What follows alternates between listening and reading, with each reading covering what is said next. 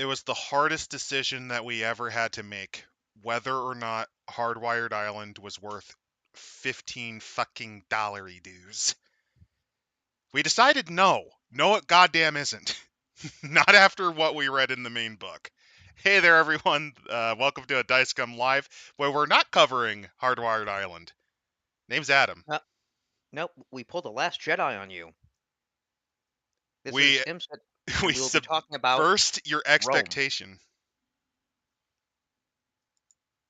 Yeah, we're gonna talk about Rome, Well, actually, RVMA. which is interesting because I believe the Roman alphabet did actually have an O. So I It don't know did. why they did this. And to be honest, as soon as I saw that, I thought, is this going to be a political game? This is going to be somehow somebody saying we should be like the Roman Empire. Yeah, I was digging through my dumpster and I found in the wave upon wave of slop that I have, because unfortunately, I do have a lot of Powered by the Apocalypse games. I found something that looked interesting. Welcome to Roma, the Dawn of Empire, by this guy. And I think you can tell by the cover, it's not a political game. Not necessarily.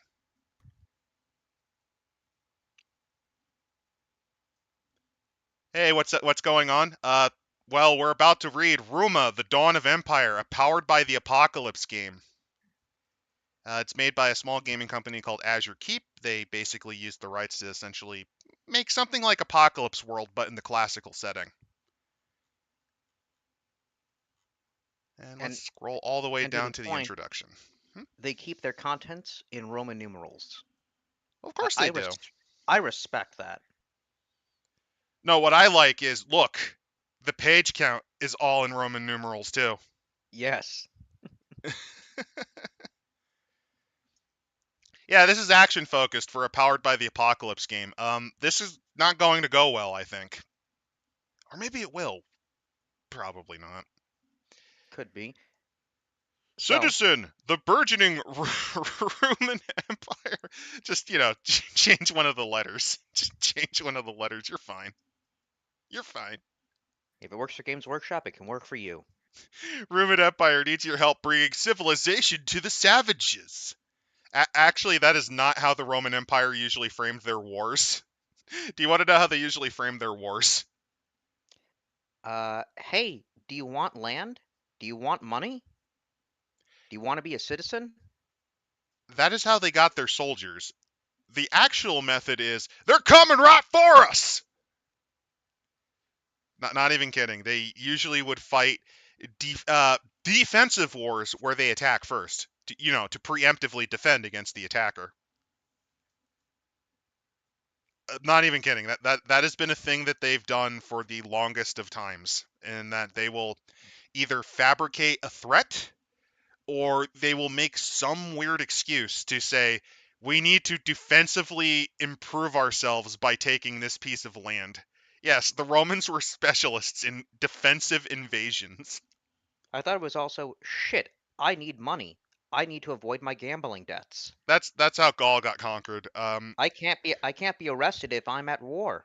I think my favorite war the Romans did was when a bunch of brutal mercenaries took over and murdered the shit out of a Greek town. And then when the Carthaginians were going, "Hey, mercenaries, what the fuck, bro? We paid you not to do this. Now better surrender or we'll fucking kill you all." They immediately panicked and said, "Save us, Rome," and Rome used it as an excuse to fight the First Punic War.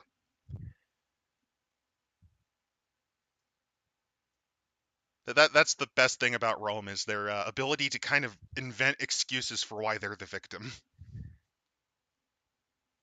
But yeah, Roma, Dawn of an Empire is a tabletop role-playing game set in an alternate Roman Empire where myth and magic are real. The Empire has just begun to push its borders into neighboring lands, only to be met by savage barbarians, murderous beasts, magical forests, and strange horrors. Roman generals and senators have formed small cohorts of specialized troops to cover and counter these threats. You and your friends are members of such a cohort. Uh, yes, this is Delta Green, but set in ancient Rome. if you really think about it, yes, this is Delta Green, but during the Roman Empire. So Which it's powered by. Oh, sorry. which is actually a very interesting scenario. I know there's a shit ton of games that deal with it. There's a Call of Cthulhu Roman one, and there's the World of Darkness ones. There always seems to be a lot of why don't we take horror and fantasy and put it in the Roman Empire? Well, if you ever look up Roman mythology, there is some pretty fucked up stuff. Mainly because it borrows heavily from Greek mythology, which is also filled with fucked up things. But yeah, this is a powered by the Apocalypse engine, which I have already explained why this is going to absolutely damage the quality of this book. It is not a good system for anything involved. However, however, based on initial scouting after I found this in my dumpster, I found out that this might be based more on Apocalypse World, which is one of, I think, 3 systems that actually used Powered by the Apocalypse to the best it can be. That's not saying much, but there is at least a little bit of hope that this might turn into another lunch rush. I mean, I do think it's a bit better because we don't see something like Blades in the Dark or any of the other more known Powered by the Apocalypse. They're throwing out Dungeon World, City of Judas, Legacy, Life Among the Ruins, which I do not know of, I which am might mean they're aware actually of good. Dungeon World. I am aware of Apocalypse World. Both of them use the system, and they're probably the least shit of the action-oriented ones. In terms of social games, the best of those is Monster Hearts. Still not something I'd recommend, though. But yeah, as for the inspiration for Rome, it can be found in movies such as 300, Uh, Ben-Hur, Centurion. hold on. Isn't that Sparta? Yes, it is Sparta. Don't I, think about it. I mean, I guess if you want that barbarian, heroic fighting against, impossible odds. It's some of that, but it's also remember how the immortals are all horrifying monster men. Yeah, It's to show how you can villainize the fuck out of an actual culture.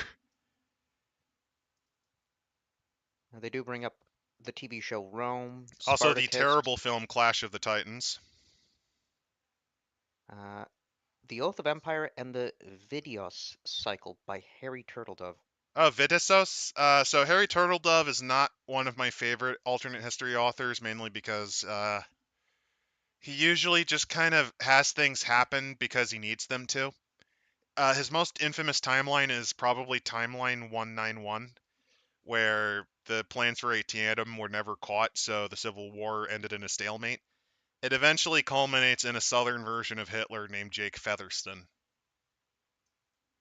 It's one of the shoddier pieces. It's not as bad as Sterling's Draka verse. That thing fucking sucks. That thing stinks 8 ways to Sunday. But it's not one I'd recommend.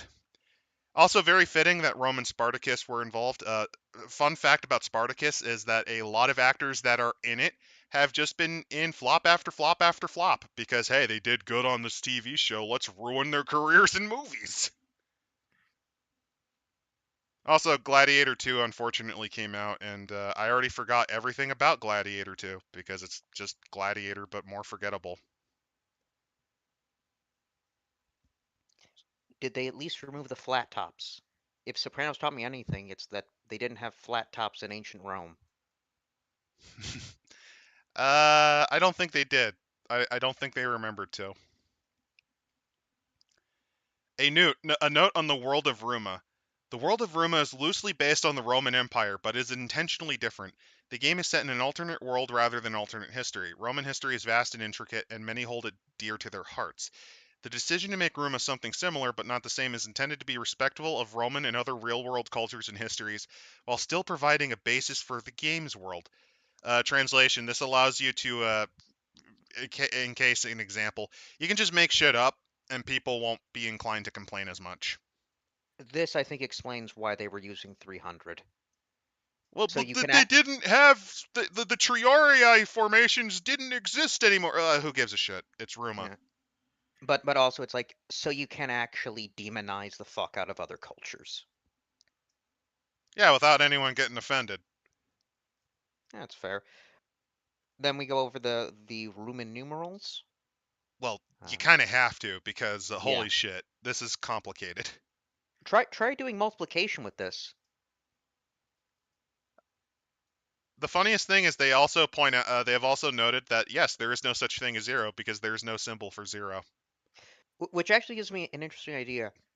Is you guys, your team is on the mission to eliminate this mad philosopher who's claiming that there is a symbol for nothing coming from the far east, past where Alexander had to stop his conquests. No, and even creepier, he can use the power of nothing to create voids, basically an absence of the four elements, which is like nothing, which is pure nothing.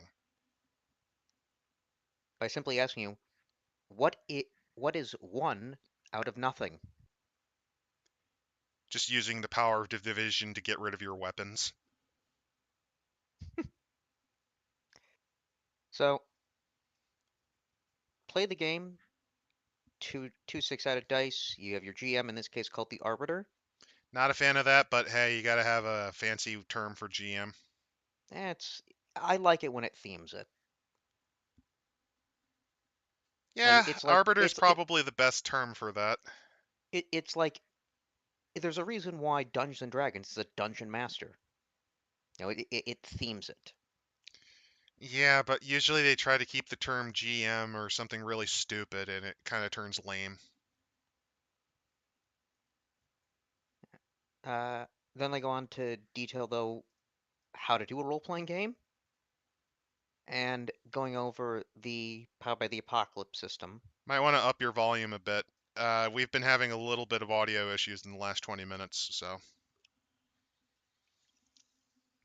essentially, Imp is working on a new microphone system, and sometimes it auto drives things down. How is it now? That's a lot better. All right. So Also, some if move. you read this, this is basically them explaining how the powered by the apocalypse system works. When this happens, the fiction will trigger a mechanical effect called a move. One of the things I hate most about powered by the apocalypse, because it almost makes it feel like a video game when you describe it like this. I loathe the term move. But yeah, basically it just gives you an insight, some basics on the powered by the apocalypse. You roll two six-sided dice. Because of the way that they're statted out, you're far more likely to fail than succeed, except if you have, I think, +2 bonuses, and even then, that I think only gives you a whopping 50% improvement rate. Because what'll happen is you get success but complication. Someone actually did an experiment, by the way. They had a story planned, they had a one-shot planned, and that everything about that one shot was thrown away simply because they actually struggled and had to take 2 hours to assemble a fucking sandwich for their breakfast because they kept rolling like eights and nines, which is not enough to get success without complication. Oof. Now, admittedly, that's taking their rolls to the absurdity. You're only supposed to roll when you have a good chance of failure, you see. That's kind of the point of systems like this. It's just you kind of need mechanical crunch, and sometimes you do want to have the ability to just kind of roll completely without any issue. Because sometimes you are pressed to do something, but due to your abilities, you don't really have to worry. It's kind of like expecting a bard to fail more often than succeed, even though they're a master of disguise, you know? Yeah. That's one of It, my complaints actually with D&D 5th edition is that skills always feel like you're too incompetent. Yes, 3.5 has a lot of issues with skills. Skills in general never handled that well, but I I think mean, it handled it a hell of a lot yeah. better. I mean, there are ways like with Delta Green where I've seen they'll in the missions or the operations, it'll say you either can roll or if you have this skill at this percentage, you automatically pass this. I would Like, actually say percentile dice probably handles skills the best out of the lot, since it, it it, it does have the problem of what's called a feedback loop, but you can also spend time to legitimately just improve your skills. yeah, and having something where it's like if you need history at 50%, you could roll for it and try to guess at history, but if you are a professor of history, there's no way that you would forget something. Like, Technically, that's incorrect. The way percentile systems work is usually if you're anywhere from 0 to 5%, you have no understanding whatsoever other than maybe hearsay. 5 to 20% indicates that you have a passing interest in the hobby. 20 to 40 means you're an amateur. 40 to 60 is usually means that you are a professional. And anything above 60 means you are a master in the field. Uh, so you could genuinely still fail as a historian because you are a master of your field with a 70%. It's just you might roll an 89. I'd say, but if it's like knowing dates or when things happen, if you're trying to remember an obscure fact, yeah. That's usually when you would roll history if you have that level of proficiency. Alternatively, there's also what's called specialties, which I believe give you bonuses up to 20 to 30%. That's another Hmm. thing. Well, moving on to the stats for this game, and I will probably butcher the Latin, but it is a dead language. Acutus, Actuous. acutus fortis impetus lepos fatum. I almost certainly botched it too, but yeah. eh, This is one of the The times I think this is actually okay. You know what? Because they're telling us directly when you are supposed to use these rolls. Well, not only that, but like the renaming of it actually kind of works because you're Roman. So you wouldn't be using terms like smarts. You'd be using acuity or acutus. It's not fortitude, it's fortis, which is where it comes from. The other points to characters, you have bonds. You have history with your cohort members. Which is It's something that is in the Powered by the Apocalypse engine. It's usually not it's usually only kind of brushed over. But since this is based on Apocalypse World, Dungeon World, and to a lesser degree Monster Hearts, it is something you have to keep in mind. so you have your higher number meaning character knows or agrees with their other characters. A lower or a negative means the opposite. I like that actually as a way to mechanically describe relations between team members. It's also a way to get out of the I am getting killed by trying to assemble a fucking cheese sandwich. Also, I do wonder, considering it's the Romans, the way to increase bonds with cohort members. Mount up. Or is that just a Greek thing? No, the Romans did practice it as well. They just weren't as insanely sexist as the Greeks were. Well, particularly the Athenians. They still were, but women can like do things like own land, for example. They could So, inherit estates and manage them, so characters also have temperament and credo, guiding their actions and their ability to earn improvements. which is something that most Powered by the Apocalypse games just don't even bother with. They don't. They usually just there is no scale of improvement when it comes to your character. This game at least is recognizing that if your character somehow survives, they should get benefits. And now moving on to the moves. So if you need to help or hinder somebody, you use your bond for them. I just And I do realized let that I think these are actually Celto-Iberians fighting that thing. hmm, Because technically, because you see the Scutum shield and the stabbing sword, and the helmets doesn't quite look correct for the Roman Empire. I also do see women involved in this. The And I Iberians were known for their slingers, not known for their women slingers, but hey, it's another setting. That's fine. yeah. But I do like this with the moves, telling us exactly what it means when you succeed and when you get your 7 to 9. Also, another cool thing about this is they're not trying to be cute. They're just saying this is how it works. They aren't going, this is how you fuck up the fash up, yo. They're like, it's not trying to do a how you do fellow kids. It's not trying to crawl into someone's skin and puppet them. It's just blatantly going, this is how it works. Yeah, Like same debate and thing. point. Like Yeah. debate a point. Yep. And for and it's interesting dealing with NPCs and PCs. So unlike that Tomb Raider game, there actually is interpersonal conflict. Well, that's the kind of point of Apocalypse World is there is a little bit of PvP in it innately, just because it is a team effort. The other thing that I find interesting, so for PCs, if you uh, if you get your 7 to 9, if they agree with you, they get experience. If they refuse, you get experience. Almost like understanding reasoning uh, actually improves it. Yeah, like I said, this is already so far one of the better powered by the Apocalypse systems we've looked on, As well as saying if you get a 12 plus. which can If you happen. And if you have a +1 or 2 bonus, that can happen.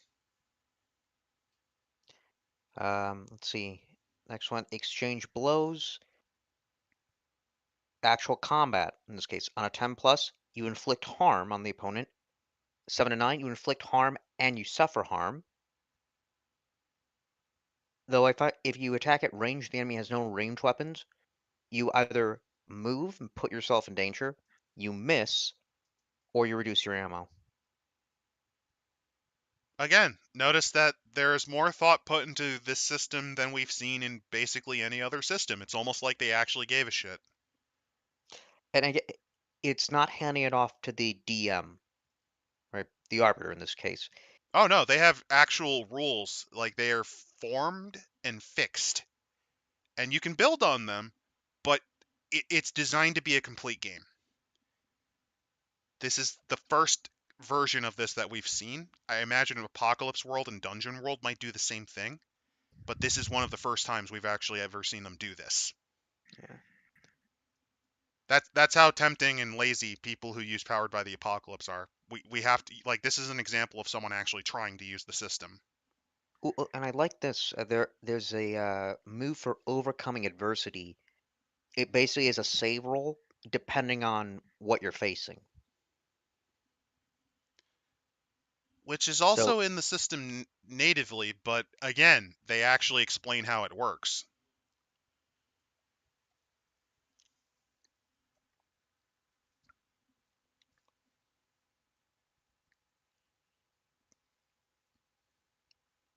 Recall and lore. yeah, on a 10 plus, Arbiter will tell you something interesting and useful. On a 7 to 9, tell you something interesting.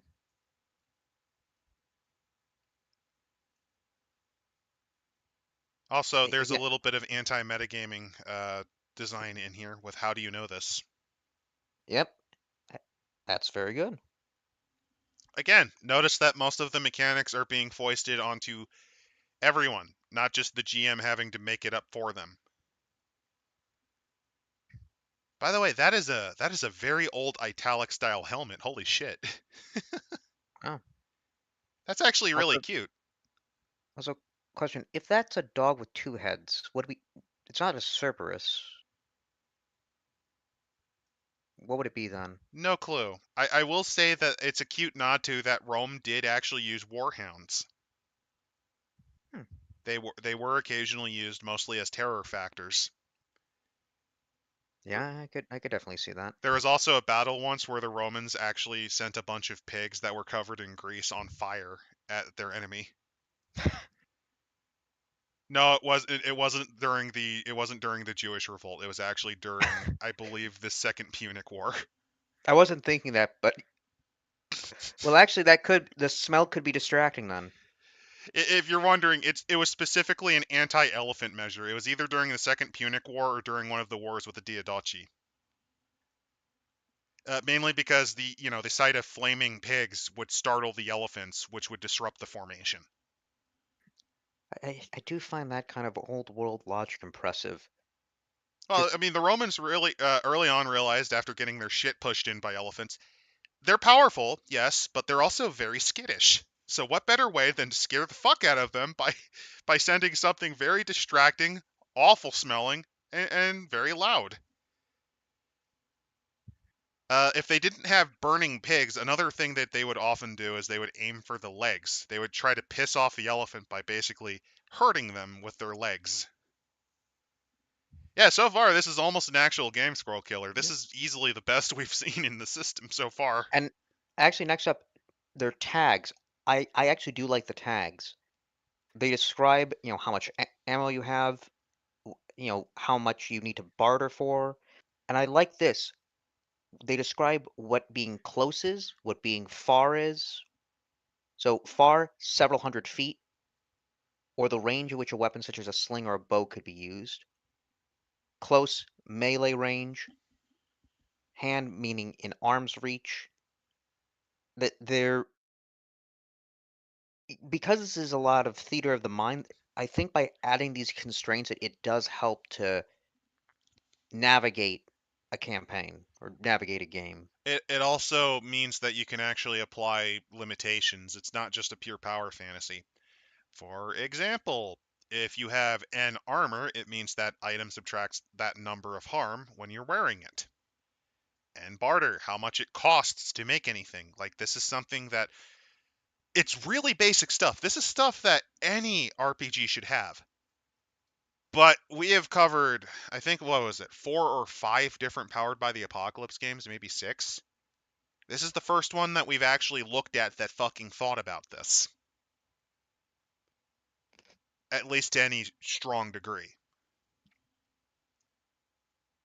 And then actually next up is harm.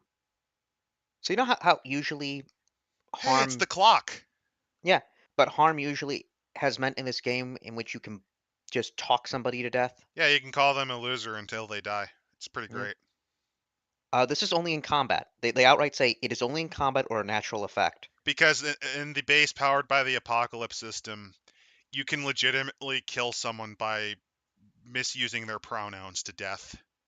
I'm not even kidding. That was something you could do in Extreme Meat Punks Forever. Holy shit, what the fuck is wrong with you? And I like as well their use of the sundial. It just it dates it. It keeps it It uses the relevant. silly combat clock that this system is obsessed with doing. A lot of new RPG systems love the clock dial thing. But you're right, it actually has a value. It has a point value because this is your HP die. You mark You one. have up to 12 ticks. Once you're down, once your clock strikes midnight, you kick the bucket. Actually, I don't think so because it unless let's see, marks one segment sundial moving clockwise. Oh, no, you're It right. The it let quarters mean minor damage. The last 3 are when you're about to die. yeah. The character marks their last segment. Their life becomes untenable, and they make that move. There's a combat move where it's just die. When you suffer harm, you roll on the harm. You roll plus harm suffered after the armor you're wearing. On a 10 plus, the arbiter chooses if you're out of action, if you take additional harm, or choose two from this from the lower category. Okay, that's not too terrible.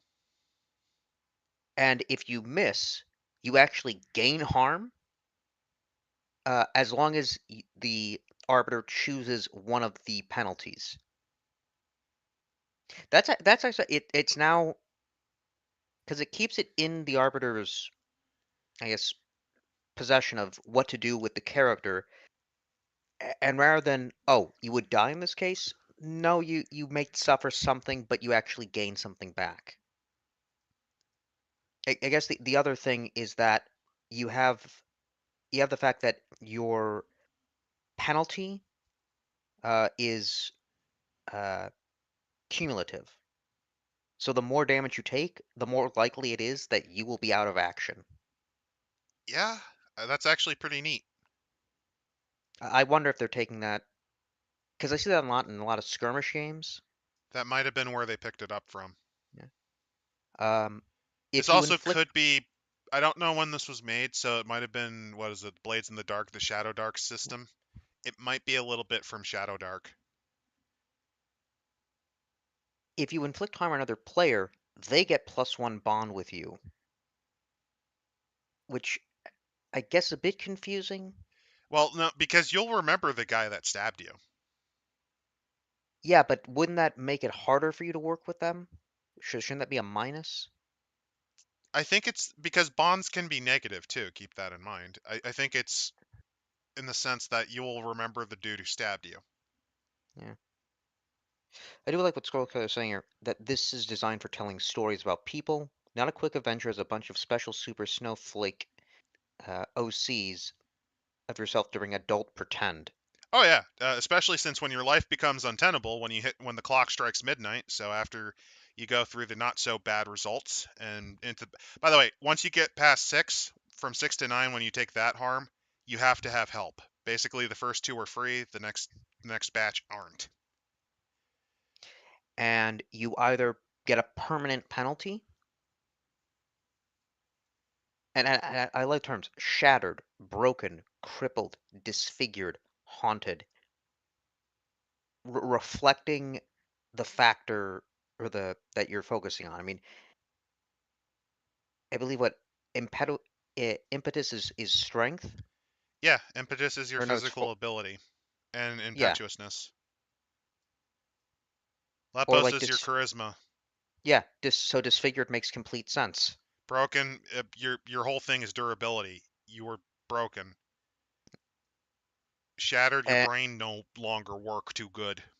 yeah, and haunted is, well, you found out your religion's a lie. Also, straight up, you can just die at this stage. It really just depends on if the player or the arbiter Yeah. agrees on that, which is nice because you can And actually die without being yes, without being called a dork yeah, 8,000 fucking times or something really stupid.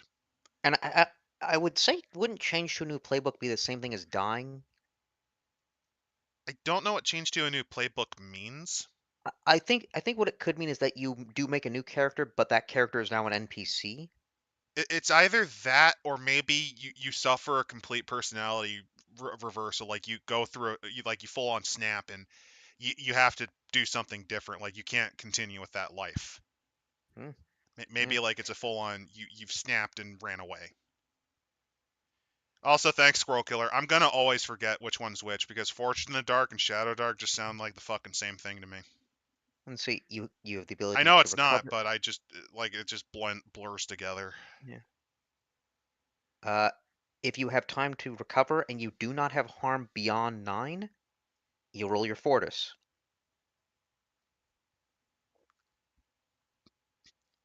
So if you're wondering, yeah, that's another effect of the success but complication. I like how the complication for this one is you still keep 1 harm if you botch it partially, but you still can recover a lot.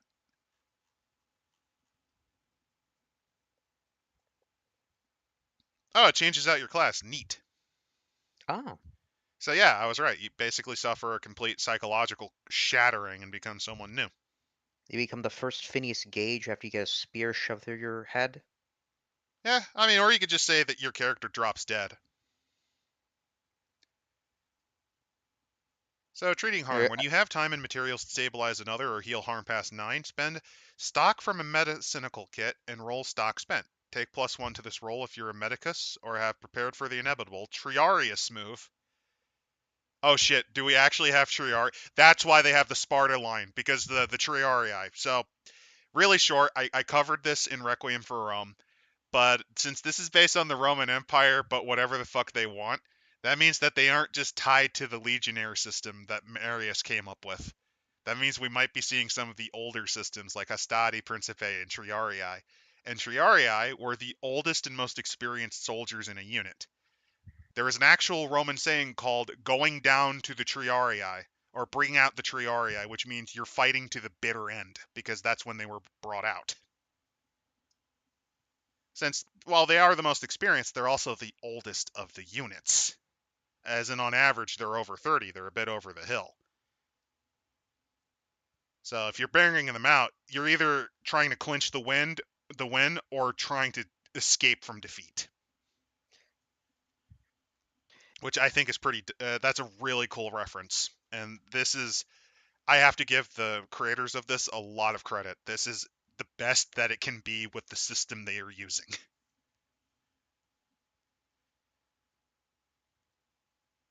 Yeah, on a hit or a partial hit, they stabilize. On a +10, choose 2. On a 7 to 9, choose 1. And these are the complications that you have. You gain something from them if you get a 7 to 9. I like the pain in medication makes them babble. Ask them what secret they spill.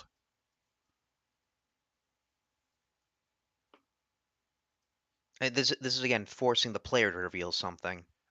Yep, the treatment requires less stock. That's also pretty good. Which, They're at your which complete actually mercy. I realize this, instead of having the GM be forced to make shit up, now the player has to do it. Yeah, which is, I think, critical for a game like this because it's theater of the mind. You cannot have the DM do all of the responsibility. And that actually makes sense, doesn't it? Because the whole point Hmm. of this system was it was supposed to take a little bit from the GM and empower the players, but without forcing all that work on them, right? Yeah, It's almost like this is how the system is supposed to be made if you aren't a grifting piece of shit, huh? almost like they put work into this. Yeah, they tried. They put effort. I mean, they put lipstick on a pig, but they put as much effort to put the foundation and the highlights on Ethan Ralph. I mean, the pig. Sorry, they look the same. Aren't they It, the it, it, same? it's like Shadow Dark and Forged in the Dark. Ethan Ralph, a pig. They're like the same thing, aren't they? They both squeal. They're both fat. They're both pink. They're both hairy, and they'll both eat whatever the fuck you throw at them. Session move. End a session. You choose one. Choose one character who knows you better than they did before. Tell that player to take a +1 to their bond. If no one knows you any better, choose a character who doesn't know you as well as they thought. Choose any character. Tell them to take a -1. So basically, after each session, you either learn a little bit more or you figure out you don't know them as well as that you previously thought.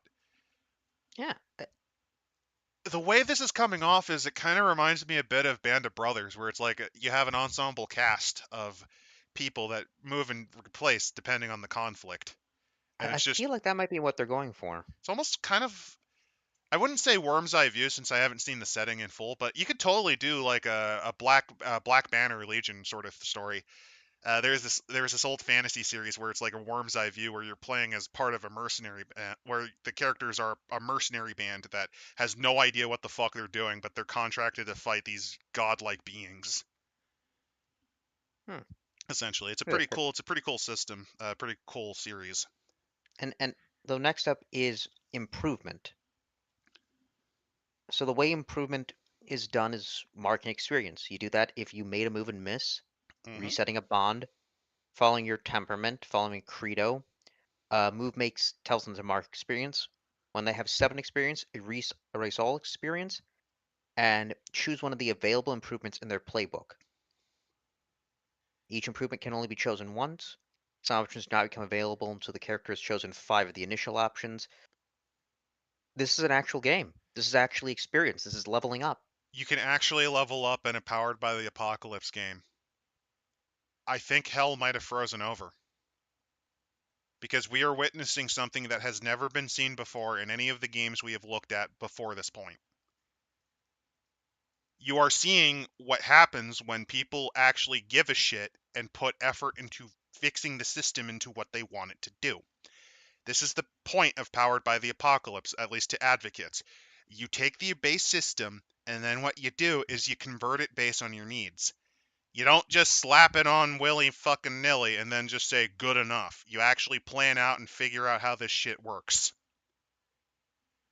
Thirsty Swords Lesbians did not do this. They did not come up with any form of improvement or of due to social mobility or due to combat or due to seducing the shit out of the other person. They didn't do any of that. Extreme Meat Punks, they didn't even fucking think about that. None of them think about it. It's all style, no substance. And the damning thing about this is it doesn't take a lot of effort to do.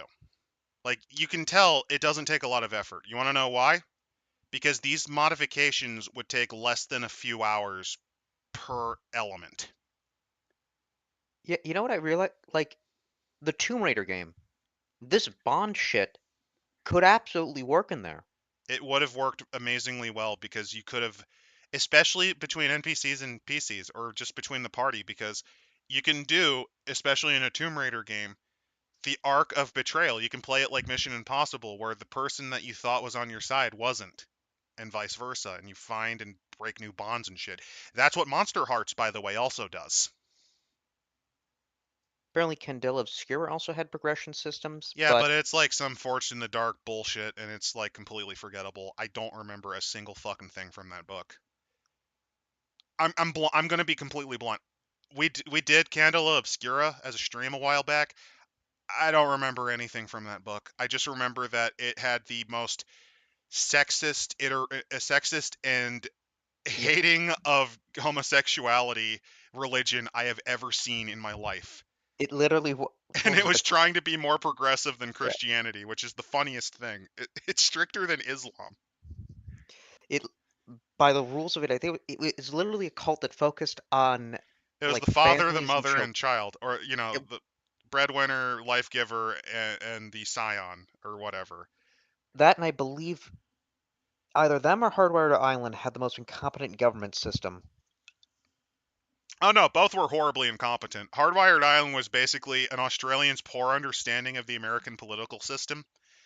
Candela Obscura was legitimately Francisco Franco's Spain as through the view of a shitty tin pot dictatorship. Candela Obscura is magical because the Obscura is very apt because I have already forgotten everything about that book, which is a testament to its quality.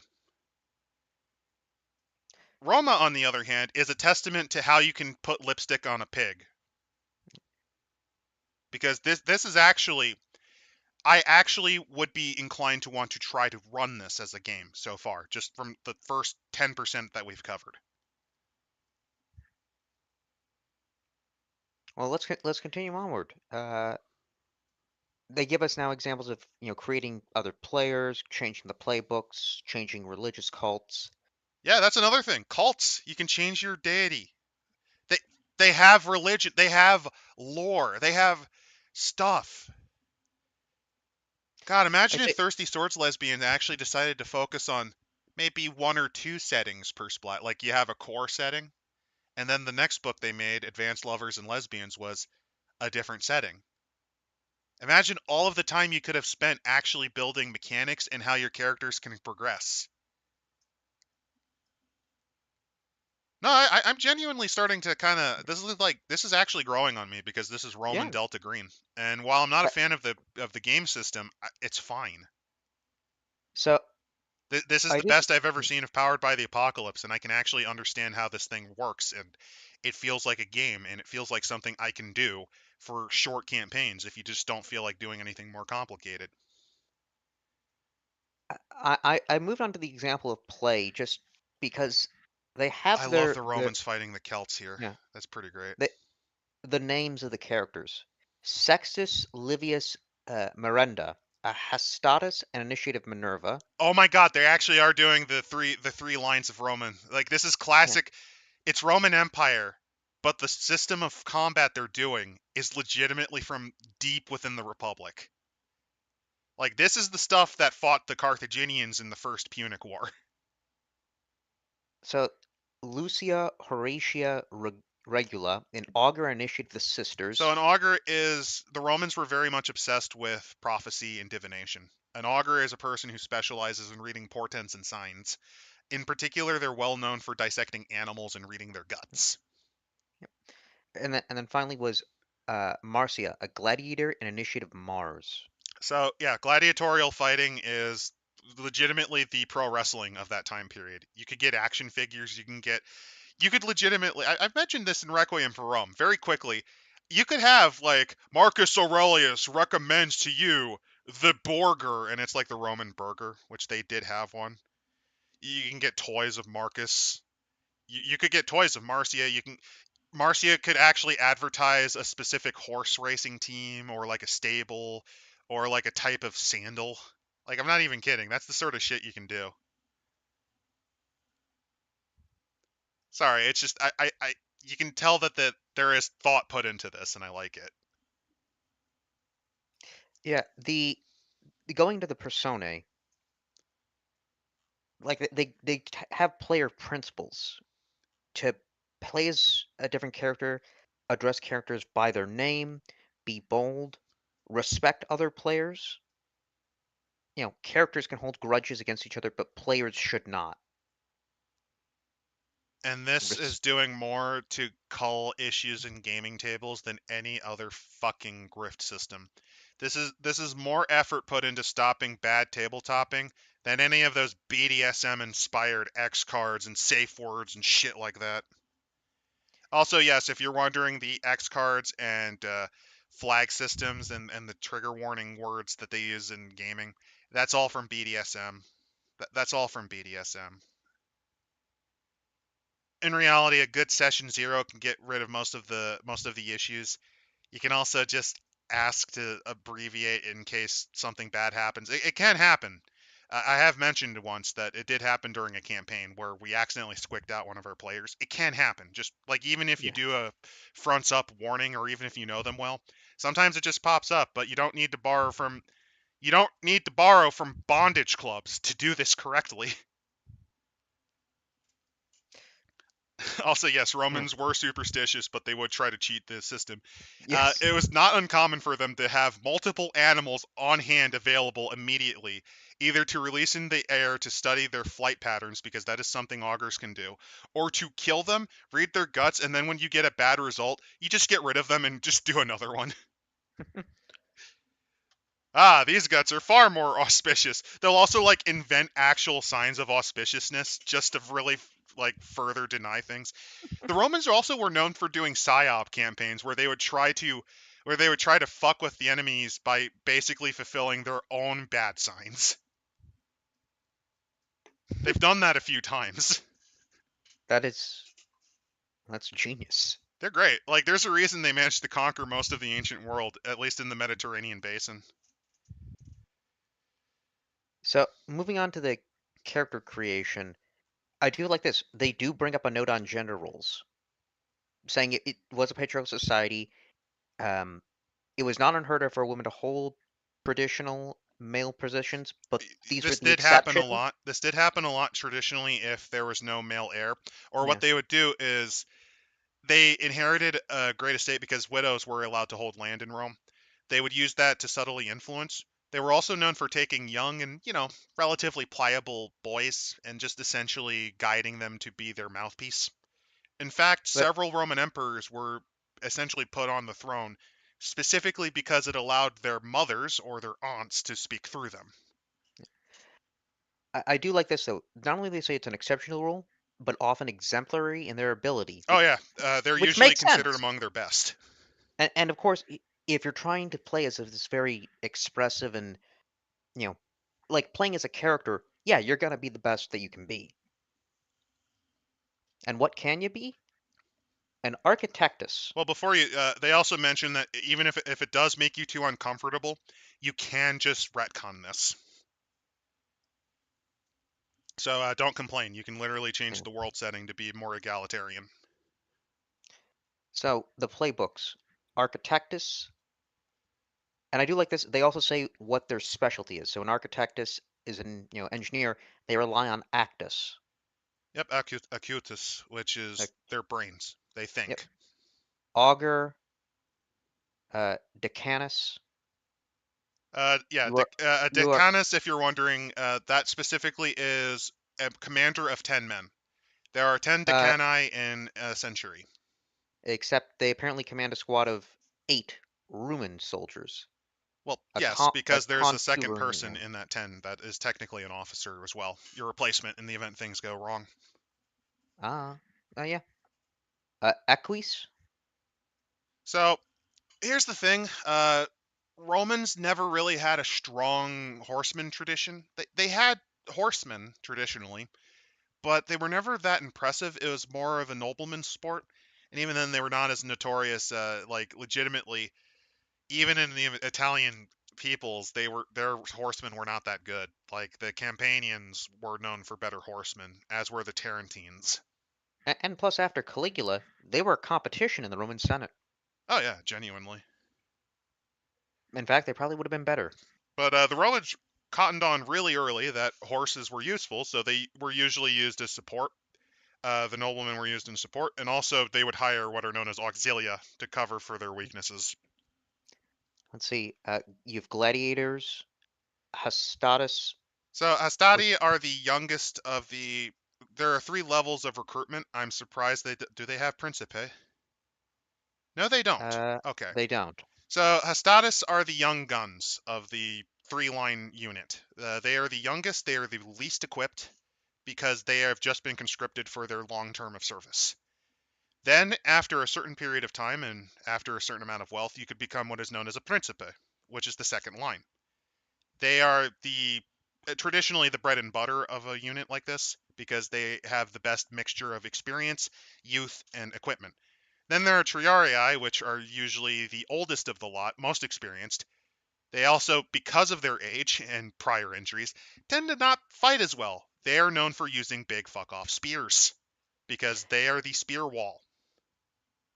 I have a feeling that they didn't include the Principe just because. Well, you don't need them. Hastati and Yeah. Triarii kind of covers both of them. Well, actually, fun thing. We'll get to the Triarii later, but they actually don't have a single stat because they are the most veteran. They literally just use all their stats. Yeah, they are the most experienced. They are the ones that hold the line when all things go to hell. And let's see. Um, you have a Magus in which you actually can use magic. Yes, the Romans did dabble in that, especially as they met. This was more of the traditions of the Persian Empire, but they did meet and contact the Persian Empire more than once. There are also just people who usually believed in magic that you can do things with. Oh yeah, I mean there was that rumor that one sorcerer in the land of Palestine uh, claimed he could turn water into wine. Probably nothing. I mean, there's also his mentor, this weird guy who constantly bathed people in the River Jordan.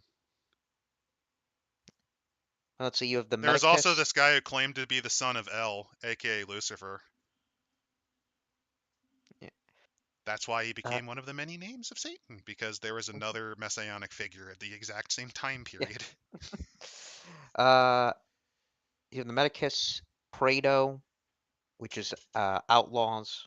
Yep. So the Triarius, Valus, Oh, Skirmisher, okay. So Veles, the traditional 3 lines also had what were known as the Velites. These actually came about because the Romans realized as they were fighting Greeks, yes, having decent skirmishers are very useful. They did have skirmishers, but they were usually just the poorest of the lot. They were once known as the Rorarii, which were the 4th line that you sent in when, oh fuck, everything's collapsing, send them out to die so we can escape. Because they are the poorest motherfuckers that might have a spear and might have a sling. They are absolutely broke. Velites were basically a way to improve upon that, as in they're actually professional skirmishers. They specialize in javelin use. They're kind of like light peltasts.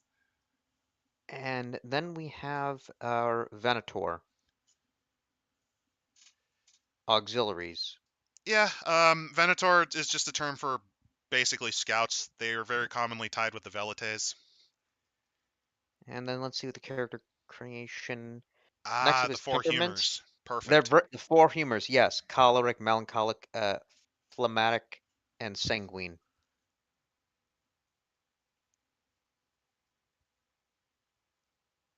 And then the cults. Oh, this should be fun. Yeah. Diana, Mars. Oh, actually, no. I want to go up here. Some cults use the Hellenic name for their chosen god, while some use the new Roman name. I like they add that. That is correct and incorrect. So essentially, the Roman pantheon was its own thing, but due to contact with the Greeks, it changed notably and quite extensively to be closer to them. They still had their own belief systems and ideas, but by a certain point, they just became the same thing. Yeah. Let's see. You have Diana. You have Mars, um, Mercury, Minerva, Neptune, Pluto, the sisters, um, So Trivia. the sisters, I believe, were. I believe they are made up because it's a combination of the fates, the three fates. Yeah. It is also a mixture of Lady Fortuna because the Romans did have their own goddess known as Fortuna. So it's essentially combining the two together. I also feel like it's a bit of Oracle. hmm Also, Yeah. Trivia is completely incorrect. These last two were basically made up incorrectly. Well, yeah, it's there was no Hellenic goddess of magic and Yes, witchcraft. there was. Her name was Oh, there. Hecate. So they Trivia, did get that. though, was not. Trivia was it was where the term trivia came from. They are known as the god or goddess of the three roads. Basically, the concept being, I know a variety of weird things because of all the roads. I am the lord of three roads, So the god of nerds. the god of random bullshit facts. The best example of the character that I can think of is if you've ever seen the Disney take on Hercules as a teenager. He actually has to deal with Trivium, and he's voiced by essentially Ben Stein, going, "Did you know that chickens lay eggs every day because of something? Because the gods ordered them to? Did you But know? Did you know that your shadow casts a different length depending on the latitude that you are on?" Like that's the so kind of guy he was. yeah. This would actually be like a fun god to play in Glorantha. Essentially, you know everything, but you can't tell the truth. You can't tell what's needed. You do just spout random bullshit. Yeah.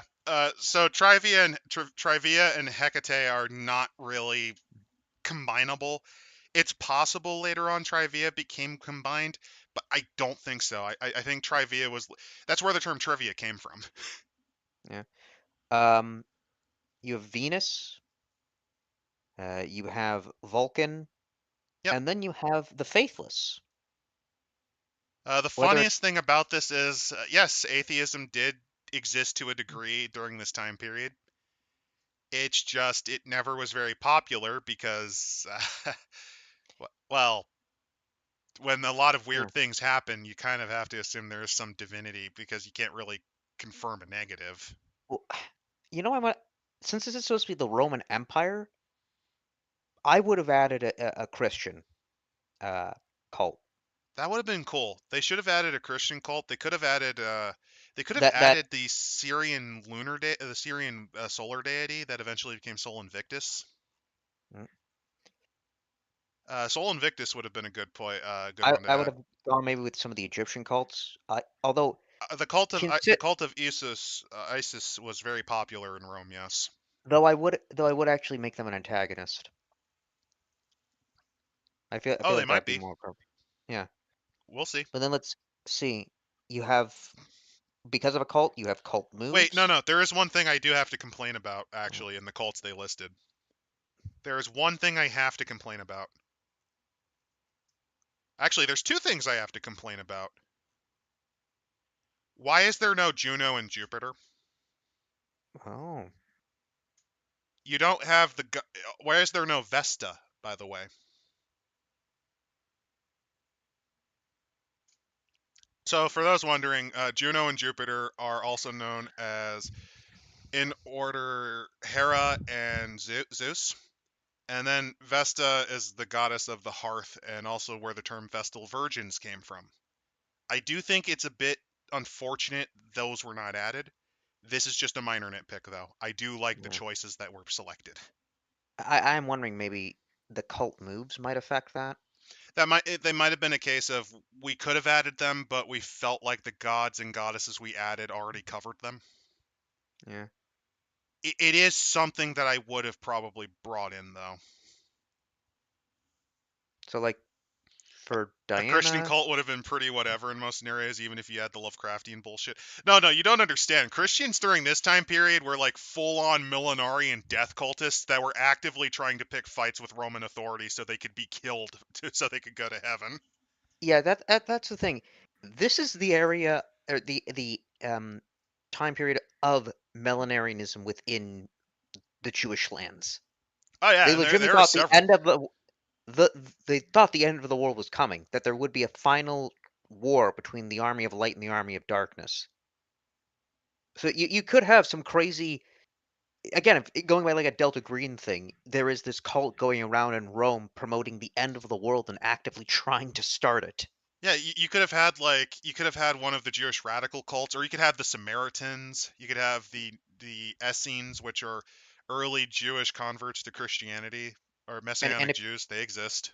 and if you are having, some of the magic stuff, they're you have this Jewish cult and they are creating this giant horned instrument, claim that it once toppled the walls of an ancient city, Yeah, and they're going to send it imagine to a Rome. crazy no, and don't forget the Sicarii, the Jewish assassin order that would constantly target officials. Or I forget the group that Samson was in, but Samson was apparently in a group that because they didn't Ne- cut their hair, Nezarites, I think. that's right, they got essentially incredible powers. Not only that, but they also could not partake of the vine. They couldn't drink anything alcoholic. Oh, that'll piss off the Romans. But Legitimately, you could do some really cool stuff. I know Testament, the RPG that we covered, that covered the Old Testament, was pretty cool in that regard. But I'm just, it's a minor nitpick. I really do think Jupiter, Juno, and Vesta should have been here. yeah, They are looking at like key elements of the Roman pantheon. looking at some of these cult moves, they just seem to fit what's going on. Oh yeah, like Carnage. When you exchange blows, you may suffer one harm AP to inflict one harm. Yeah. So you intentionally hurt yourself to hurt them harder. Minerva, goddess of war and tactics, literally rallying the troops, surveying battlefields.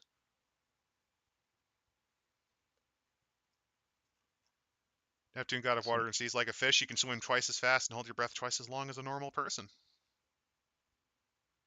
uh, You can I actually want summon tidal waves. yeah, I want to see if the faithless. So the voice of reason. When you debate a point, you take a +1 on the roll. I feel like this is a joke, and this shouldn't. Like, I would have preferred not having this. I would have preferred having Jupiter and Juno. Yeah. Because A- I feel like this is a load of hooey. And when they give us the Like, in, playbooks, in a mythological setting with actual monsters and god powers, this is nonsense. Let's be blunt. This is nonsense. It's like being an atheist in D&D. It doesn't make sense. so I do like this in their playbooks. Their character creation. When you're having your description, circle one from each line or make up your own. So yeah, you pick a few, and then you can make up your own as well. I like that. Choose your cult, choose your temperate. Very easy setup. And they all seem to have their own moves. And starting gear. The Flames of Vulcan. You possess 3 stocks worth of flaming pitch and corked clay pots, and can restock when you have time and materials. When you throw one at a target, spend 1 stock and roll a Cutis. On a 10 plus, the target takes 3 harm AP, and anyone And, close to the target takes 1 harm AP. You basically have Alchemist's Fire. You have Greek Fire on your side as an architect. That's cute. and setting up bonds. Everyone chooses their characters, list the characters' names, go around for bonds. On your turn, ask one question. So, oh, I like this. You, you as your background already have ingrained dispositions. You already start. You don't start off equal. You start off with maybe one character you like, others you don't like. Exactly. They give 3 questions that I feel like you should also be able to change up. This is a bit weak in terms of selection options, but Well, it's still nice. yeah. You ask at least one. Everyone else, you start off with -1 bond as you are often too preoccupied with studies and creation to take time to get to know Oh, others. that's good. I actually like that they That this point that is out. great. And they give us the improvements. They You also show you you how the experience beats work. They're right yep, there. you get it, which is basically you get bonuses or you get a new move. You can get up to +3. You can get a new move. Oh, that's nice. Get a move from another playbook.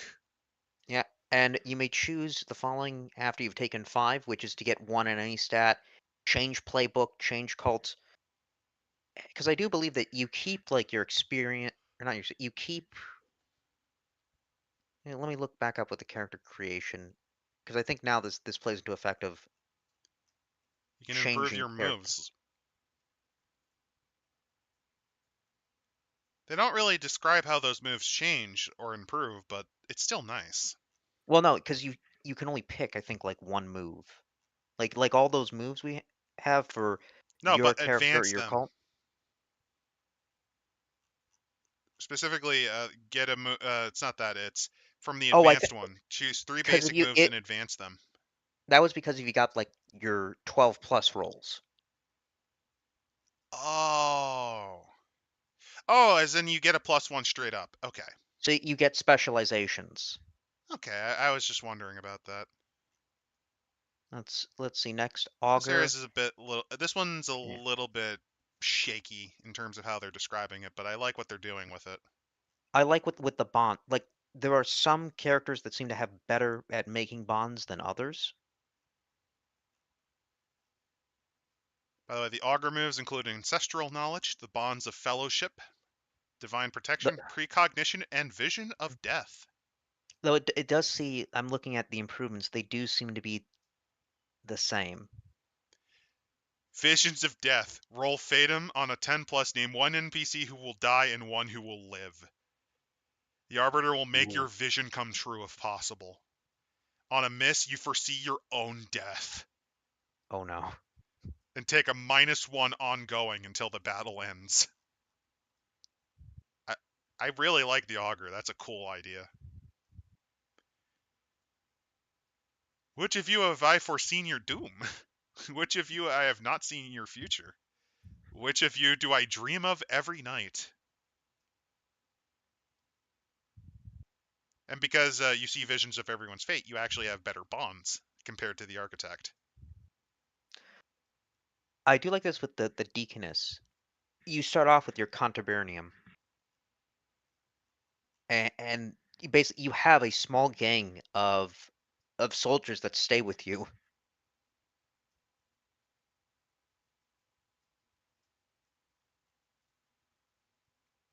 And as for the moves, you can get affable for how you lead the unit. Choose two to apply to him. You can be affable. You can have them be armored, where they're tougher, devoted, ferocious, hardy, lucky.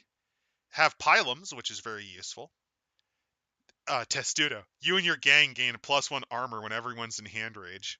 Hand range. Leader of men. When you order your gang, roll on your charisma. On a +10, pick 2. On a 7 to 9, pick 1. On a miss, pick 1, but you'll pay for it later. Oh, this is I'm cool. yeah, I'm looking at the Equus. Which of you is useless? Yeah. For that character, right? A bond -2. Actually, same thing. Yeah. For the Equus, which of you is so common you're not worth my time? I like It this. because you're not a leader of men. You're noble. You are part Yeah. of. You're not a plebeian. You are a patrician. See the gladiator. You can kind of You could see be a how. Retiarius. Well, no, you You can can see get how the their net. improvements are basically the same thing. Oh, yeah. You get to choose if you're a Retiarius or a Secutor. Oh, You neat. either get the trident and the net, or you get the heavy helm. So yeah, if you're wondering, the Retarii are known as the fishermen because of the net gimmick. And I do like Secutor, I what believe, are the ones that are like designed to be really aggressive. They might have the cestus punching daggers. I believe that's the one that's shown in the image.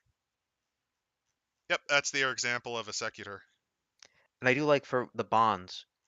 Which of you do you think you could take me in a fight? +2. But the one for -2 is which of you reminds me of my master? Because a lot of gladiators were slaves. Although I think the bond -2 is a little much, but it has to be +2 or it's either +2 or Hmm. -2 with these. I feel like Some it's a little much though because some masters and managers aren't too bad. It's just a lot of them were. I do wonder, are there some groups that you can't? I'm looking at like your cults. I think you can get in the same cults. Oh I yeah, would have, the front half yeah, with all of the descriptions are about right. Temperament and cults are all the same. I would have liked a Same with little bit of the improvements. difference.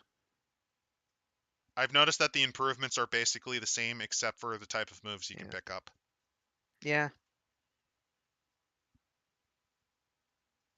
It's so weird seeing like when I think of Rome, you think of the Legionnaires, but I kind of love that they're using the Hastati. The Because it, traditional Italic helm, the small breastplate, the large shield, and the greaves. That this is what they wore. This is all they could afford, really. I think you could tell these people who are designing this game, they know Rome. They know their stuff enough to just straight up show you. Yeah, they know their yeah. They Yeah. know. Let's see the Magus bind Damon Let's see what the Magus looks like because oh, that's interesting. They just kind of look like a Roman senator, except for well, the. Oh wait, look, there's a Star of David, there's a Star of David, and then there's what's the Caduceus, the the Caduceus? Caducus. Nice. That's really good. That's really good. Um, so let's see, a Magus can bind a daemon, control animals, just create water from nothing. So if you want, you could totally play. You could play For Jesus Christ of Nazareth if you wanted. yeah, for each cognius, which I'm assuming was, I guess, their contain a word for their container. Um, oh, Philosopher's Stone. You You may can make the transform. Sorry, what were you saying? no. I just the Philosopher's Stone being a thing that you can get. Yeah. Oh, you can open a portal to hell or the outer realms, and they spell hell with one L. That's interesting. Yeah. You can be a snake charmer, make a universal panacea. That's more of a traditional classic, like because the Philosopher's Stone alchemy was more of a medieval era thing, Yeah. technically. Although actually, no, it isn't because I remember now they were studying the basic concept of elements, and alchemy got its start in Greek beliefs because they ascribed different properties to things like copper, iron, and gold, where they Obviously, they saw wouldn't. gold as the purest of all elements. Obviously, wouldn't call it alchemy, Alchemy came but about mainly due to Arab experiments in material sciences. That's where well, it means alchemy, yeah. I the mean, study of all. because al is means the in Arabic. It's like the Uh, study of reality, the study of all, or something like that. well, that's why math. It's algebra. But let's see. You have a Codex of Arcanum, dagger, camping and mess gear, Denari, um, a Medicus. Which of you think I am an abomination to the gods? The Medicus, Master of Poison. You'd be a surgeon, an herbalist. Oh yeah, that's the thing about medical professionals are you know how to make poisons as much as you know how to treat them. Yeah. Um, the Prado, Kleptomaniac. Will you search your gear for something small you previously stole? You find what you need. Yeah. Hey, they actually did what the Kender are designed to do, but not obnoxious. Into the shadows. When you want to disappear, mix with the crowd, or pose as another, you roll a cutis. On a +10, you pick two. It, And on a 7 for and the 9, you bond, pick one. I do have to say for the bond, which of you used to be a criminal? Which of you has the nicest gear? And which of you killed someone I used to run with? I like this because that bond too, it does not really mean you're friends. It's more, hey, who can I steal from? Because that +2 doesn't mean friend. It could mean who's the easiest mark. Yeah, who's my buddy until I get the thing I want? Let's see. Uh, There's a Triarii. Terrarii. And yes, if you're Why does it wondering, have? hmm, Why does it have like the two feathers that look like bunny ears sticking out of the helmet? that's literally how their helmet looked. Although they usually didn't have the head crest like that if they did that. They kind of stylized the character. This is actually somewhat off from what I recall of what Triarii looked like. But the bunny ear feather cap is actually more right than you think. It allowed you to kind of quickly recognize on sight that these are the guys that you fall back to if things go to shit. Well, I'm on the Terraria's bonds. Right, -1 bond for everyone else. You don't see the point in developing connections with people who will soon be dead. Well, yeah, you've been around since forever. Also notice Uh, which of you have I fought alongside the longest? +3, because yeah. yep. Which of you stole from me? Huh, I wonder if having him and a Praetor at the same, the fucking thief, might lead to something interesting. So something interesting for the Valus. They only have two options for those bond bonuses, which is exude bravery +3. Which of you think? Which of you do I think is a coward? -2. Well, if you're wondering, Velites traditionally are the youngest and most hot-blooded. These are the guys who can't quite afford actually being Hastati. That's Mo why. yeah, most you're at bond -1 for everyone else. Most people are not worthy of fighting for the glory of the Empire. Something I have noticed though, a lot of these characters start either at like 0 or a minus. You start off being hostile with each other, and you're forced to trust and work together. Well, because your cohort is kind of scrabbled together out of other units, from what I'm getting at. So you don't really know each other when you first start. It's you gain the bonds of brotherhood as you survive against this shit. I'm looking now at the Venator.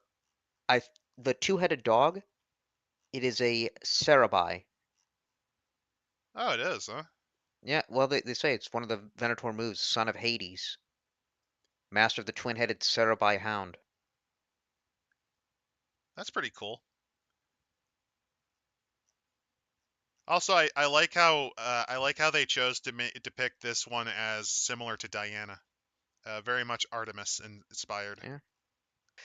Oh, and then there's a map of the I guess the known world, which this looks like I feel like this was written by Games Workshop.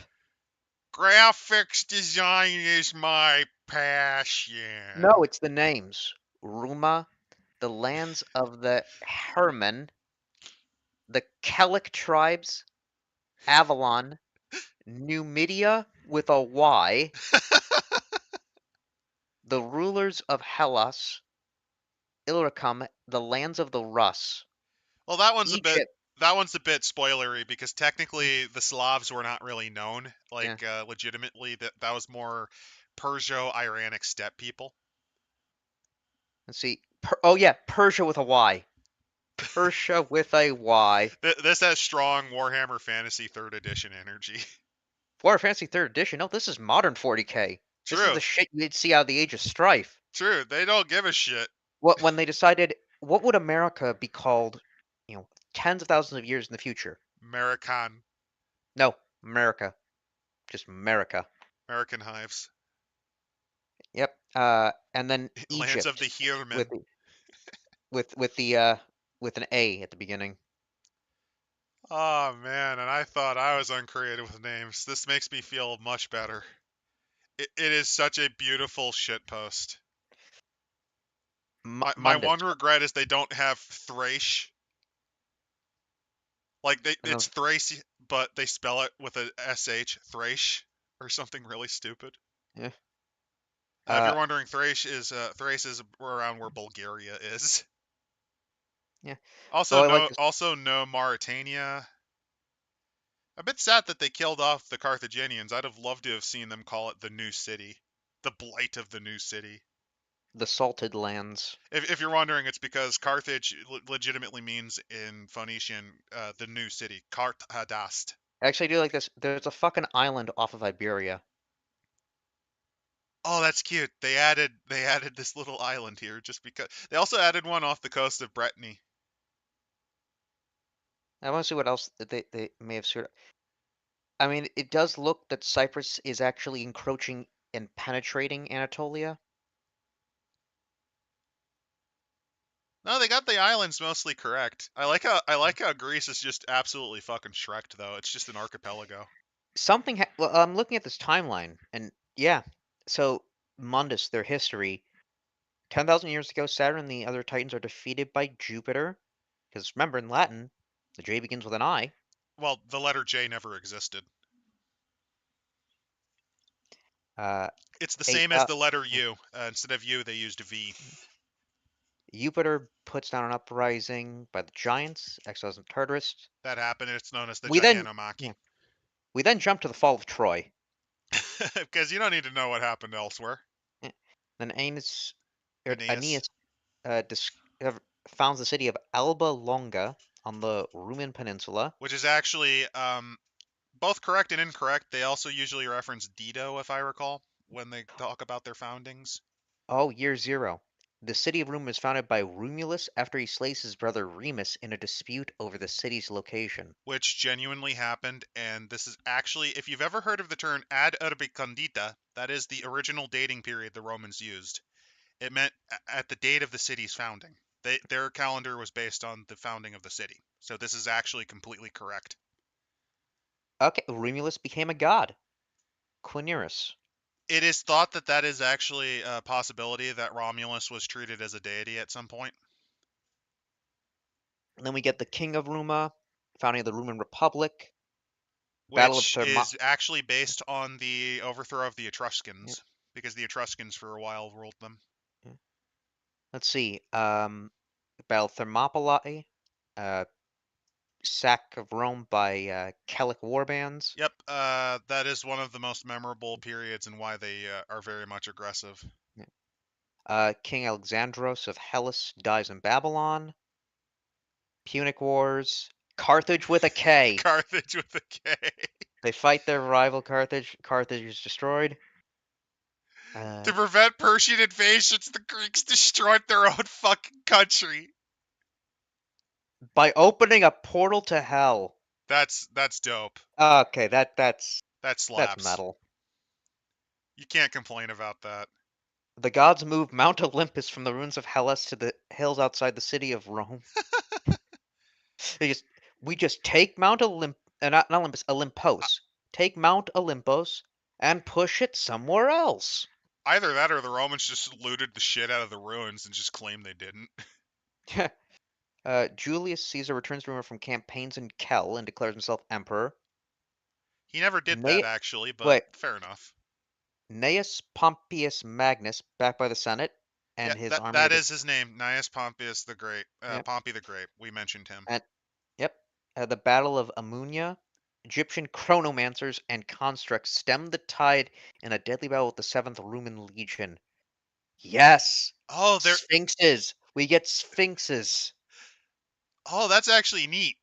They're actually having Cleopatra survive.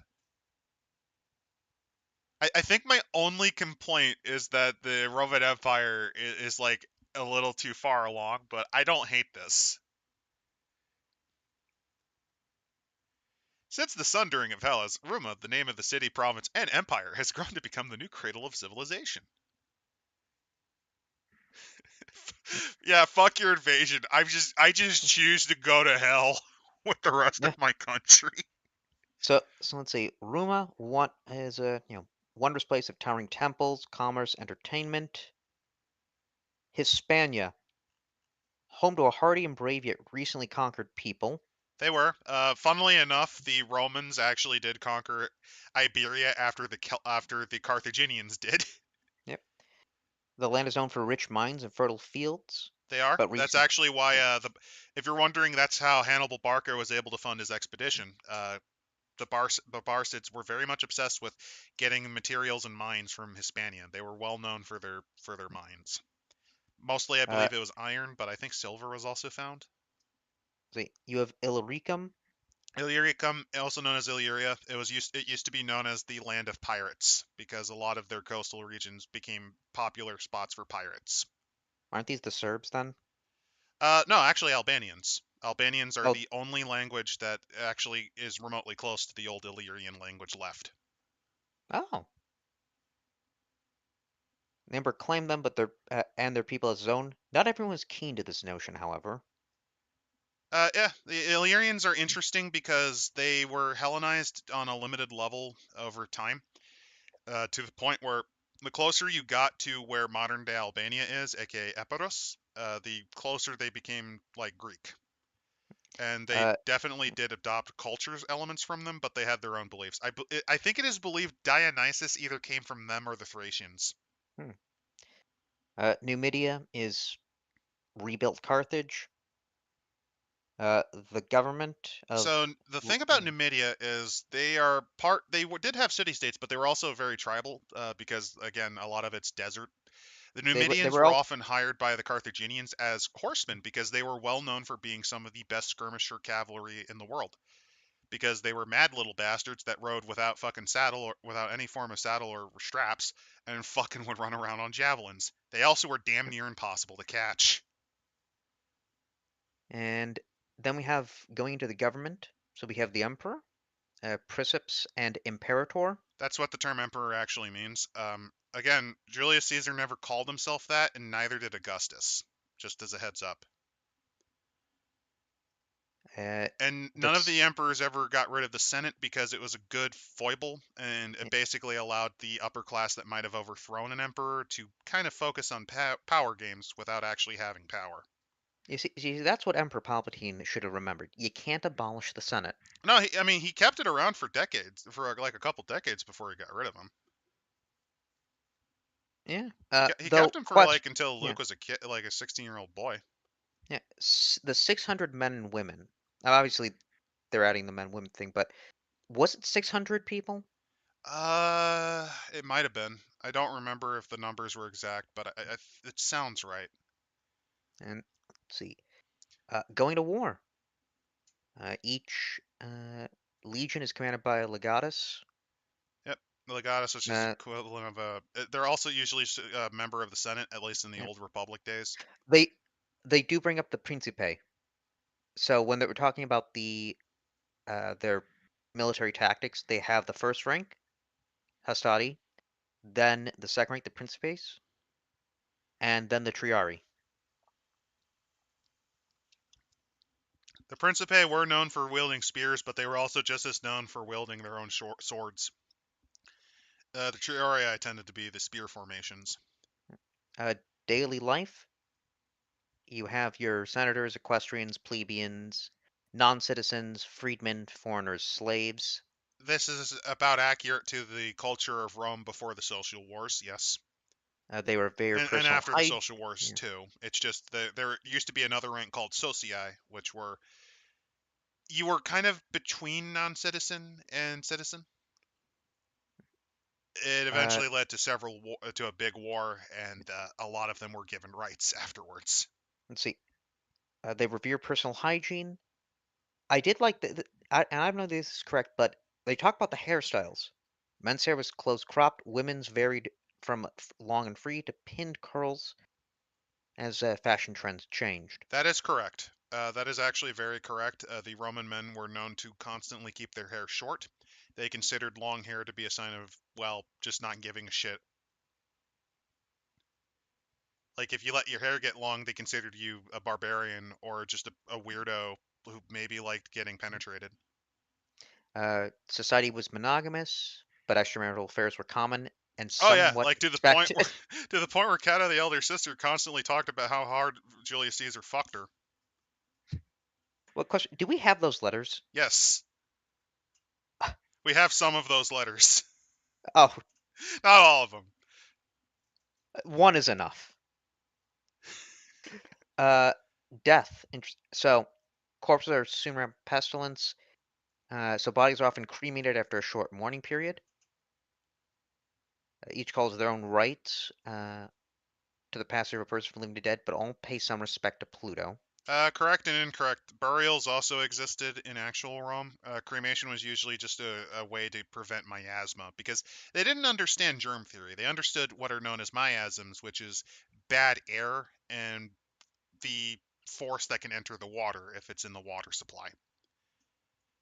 And then, let's see, entertainment. Chariot races, festivals. There are a Um, lot of festivals in the Roman calendar. is that Judas or Eudes? Eudes or Ludus.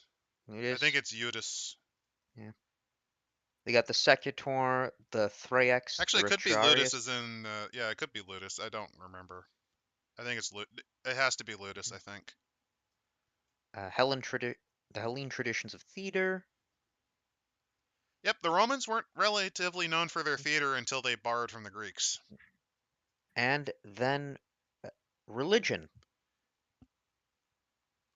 They do bring up their gods. They do bring up Jupiter. Um, I think it's a little weird that they they do bring don't up have any veneration for Jupiter and Juno.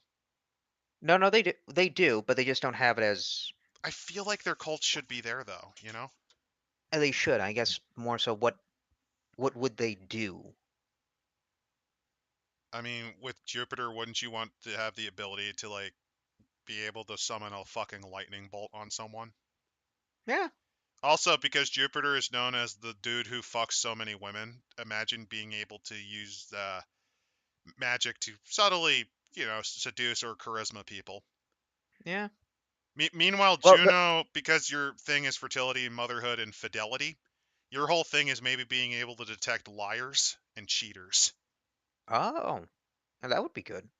or the ability to bless harvests to be a bit healthier. I mean, that's more of a Demeter slash Ceres Yeah. thing, but still. They, funny enough, they actually do bring up Ceres later. Uh, I'm glad they brought up Vesta, also known as Hestia, goddess of home and hearth. It's one of the most important Roman deities to the point they even had an entire order for them, the Vestal Virgins. Janus is an interesting one. He is known as the two-faced gods, and yes, he is the god of beginning and ends, the doorways and transitions. Traditionally, if you were declaring war, you would walk through, I believe, the gates of Janus to declare war. Hmm. Also the name that Alex Trevelyan picked in the GoldenEye movie as his alias, Hmm. because he's two-faced. Also, the term Maxi Zeus called Two-Face in Batman. Maxi Zeus also tended to call Batman Hades. Hmm. Weird. Trivia is incorrect, but other than that, But yeah, no, get this the is this is twins. good. Okay, they have redeemed themselves by mentioning deities that I do think should have cults. They go off on how people are treated with wounds, with wine vinegar poultices before being wrapped for protection. Surgery exists, but mortality rates are high. Well, yeah, because they didn't like, to give you an idea, we did not understand that you sanitized your items until after the Civil War. Like, it's to the point where regular sanitation of your surgical equipment wasn't a common thing, even in the 1880s. Because why would you need that? There was a It, dude who was locked in Austrian prison because he kept screaming, "You wash your hands as you deliver the babies!" in but listen, it's on 1907. if it's on the inside of the body, it's healthy. I don't know if that was an argument, but I could have seen that being made. Again, they didn't understand germ theory. They understood what are known as miasms, and they understood when a wound went bad. They also understood certain things could prevent injury, like certain herbs, or certain. The use of honey to treat wounds was actually a thing as old as the Egyptians, because honey is mildly antiseptic. Let's see. So continuing on, they talk about the Magi, a term derived from Persia. Yep, that's where the term came from, and the study, basically, the original term for magi they are the people that studied spirits, because of Zoroastrianism. That's where the daemon thing came from, because they thought they could master the world of darkness to create a better truth of light. Study the world of darkness. They also would study the stars. They're well known for using cosmology to explain their powers and predictions. They'd also say ruin magic, three types. Alchemy, really wish they could have used a different word, but The concept of alchemy is a thing since the Greeks, so I'm not going to complain. it's the concept. But when you've been using so many Latin words, come on, use it. Don't know what it is, but use a Latin word. Like you got divination. I think it's the best they could do, though, since there wasn't really a strong concept for it. Fair enough. Fair enough. Then I rescind my concern. And the last one is thaumaturgy. which is a real this was a real belief in magic where you essentially this is the movie, Bob. If I believe hard enough, I can make reality happen. This is meme magic. It's the study of meme magic, essentially. It's also the discipline that the Tremere have. And moving on, though, we have notable people. Alicia of Portum. Without fail, visitors to the remote town of Portum in Ilricum are met on the road outside of town by an elderly woman named Alicia. She addresses such travelers by name and seems to know why they have come to the small town.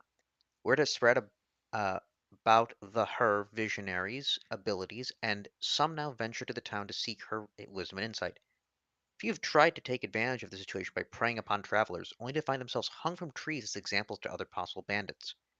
No one knows who has stopped them, but most believe it to be Alicia herself.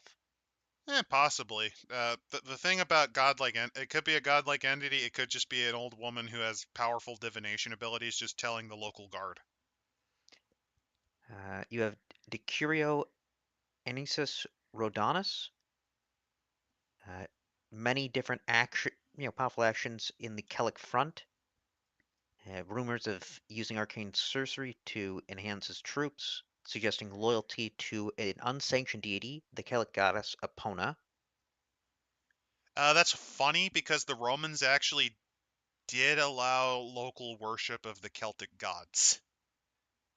In fact, it's to the point where what they often would do is, I believe, I don't know if it was Zeus Epona, but essentially what they would do is they would compare the gods to their gods, and then just basically it's a similar to the Greek thing, because there's Zeus the Dodona, and then there's like Zeus, fucking, I forget what the term was for Egypt.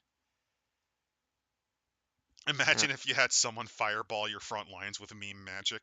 Yeah, that's how thaumaturgy works. And now I think I just came up with the best idea for a Tremere sorcerer.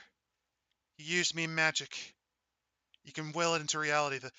The whole concept of paradigm, it works for us yeah, too. so, Vampires, it's no, great.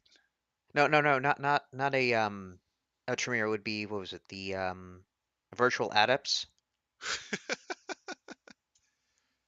Where they legitimately worship fucking Kek, the Egyptian god of chaos. Actual Oh, god. that Very minor god, but still a god that actually, exists. actually no, that would be a Nefandi, where it's just they're ruining people's lives and they're just dabbing while they set like an orphanage on fire. Also, the choice of swarthy is very fun, because that's not a term you use anymore. Um, It just means somewhat darker of hair and darker of countenance, like darker of yeah, skin. Not necessarily black, but it makes sense. You're from yeah. Carthage. And so you have the Acre, current champion of the Colosseum from the Far East, compact dark-skinned man known as the Acre, revels in the spilling the blood of his opponents with his many knives. Oh, we might have a proto thuggy. He might have been from Indus. Oh, We might have a proto oh, thuggy. That's cool. didn't Like didn't a they even Kali get like cultist. I remember didn't even the Japanese get into contact with the Romans? The Japanese, no. The Chinese, yes. Chinese. The Chinese, yes, because Oh, there was a big expedition, from what I recall, to at the very least find the source of silk. And while they had to play essentially a game of whispers to get there, they did eventually manage to get some very limited contact. oh no, you know what I would do? Fighting a Chinese dragon. That could be fun. That that would be nice. Let's see the other characters. You have a let's see, a goddess. It's a young senator accused of a small crime, sentenced to the legions as punishment. Um, who he has won several battles, and now he's going to return and probably murder the fuck out of everyone who hated him. Which is interesting because that's just Julius Caesar again. And let's see, Legatus Regulus Decimus Status, harsh disciplinarian. Uh, he has pressed the Senate to push the Empire's boundaries beyond the Wall and into the lands beyond Hellas. So far, they have not agreed. Some say that he is under the influence of his Egyptian wife, presumed to be a priestess of Isis. That is a nod to Mark Antony. Yeah. A very Wait a slight minute. nod. It's not quite correct, though. Does this mean the Romans never got to the Middle East? Oh, well, remember they tried to conquer Egypt during the war, and basically they used time magic to tell them no, fuck off. Oh, so the Jews don't get to be apocalyptics. I assume they probably are because of the Ptolemies anyway. Unless, well, the Ptolemies take them over, because They did. the Sel- well, no, because the Seleucids fell. I think they would have been independent.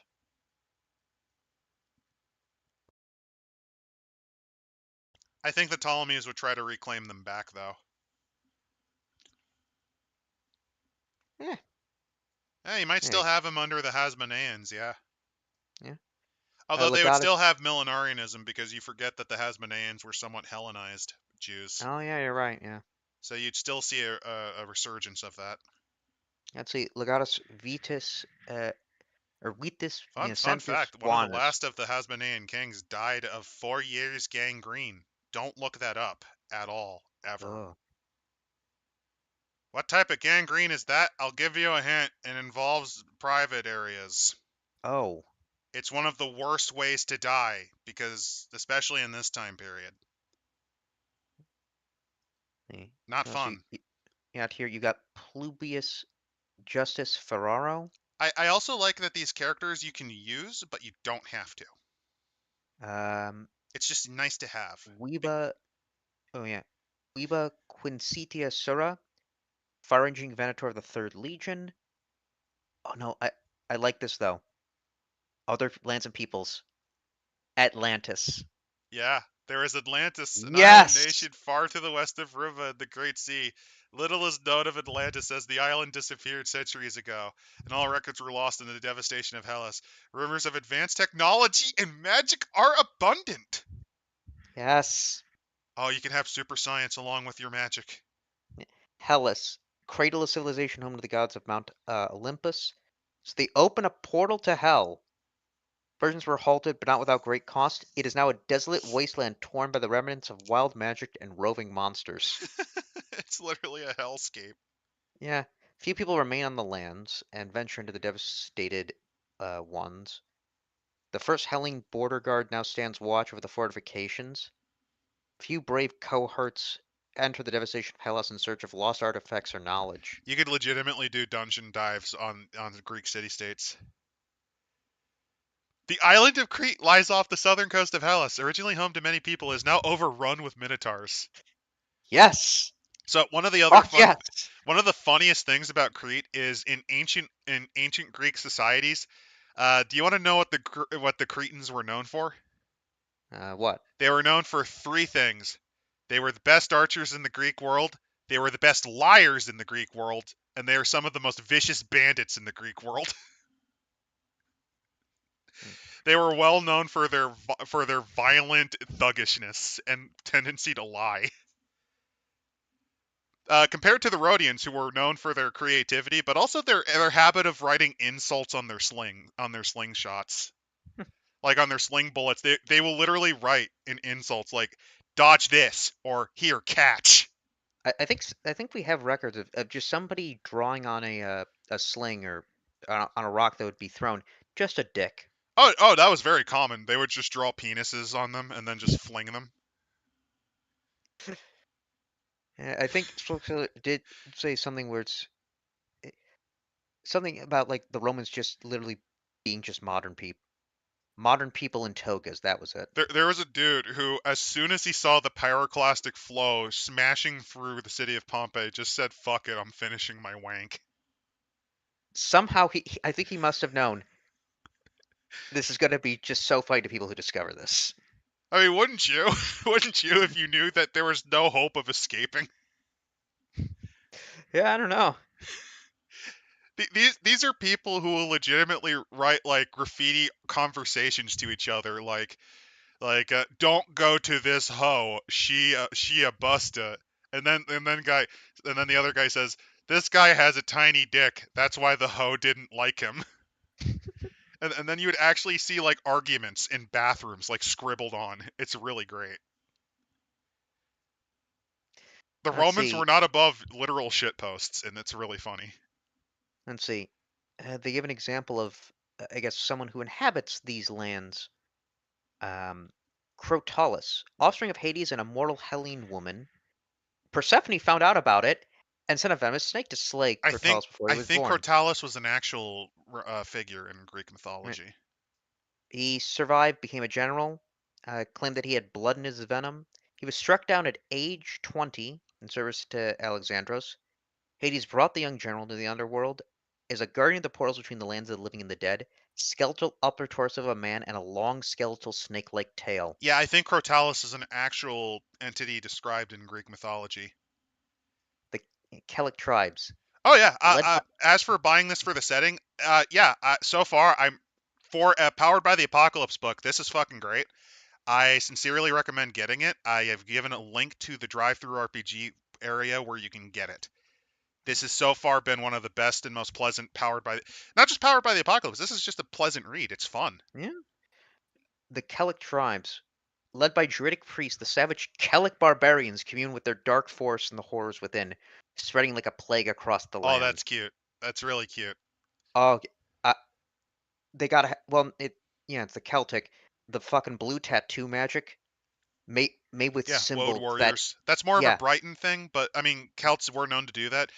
Um, Not just Celts, the Germans were known to do that too. They had their own variant known as like Shadow Warriors, where they would go fucking naked, paint themselves in pitch, like cover themselves in coal dust, and charge like completely psychotic and screaming in the middle of the night.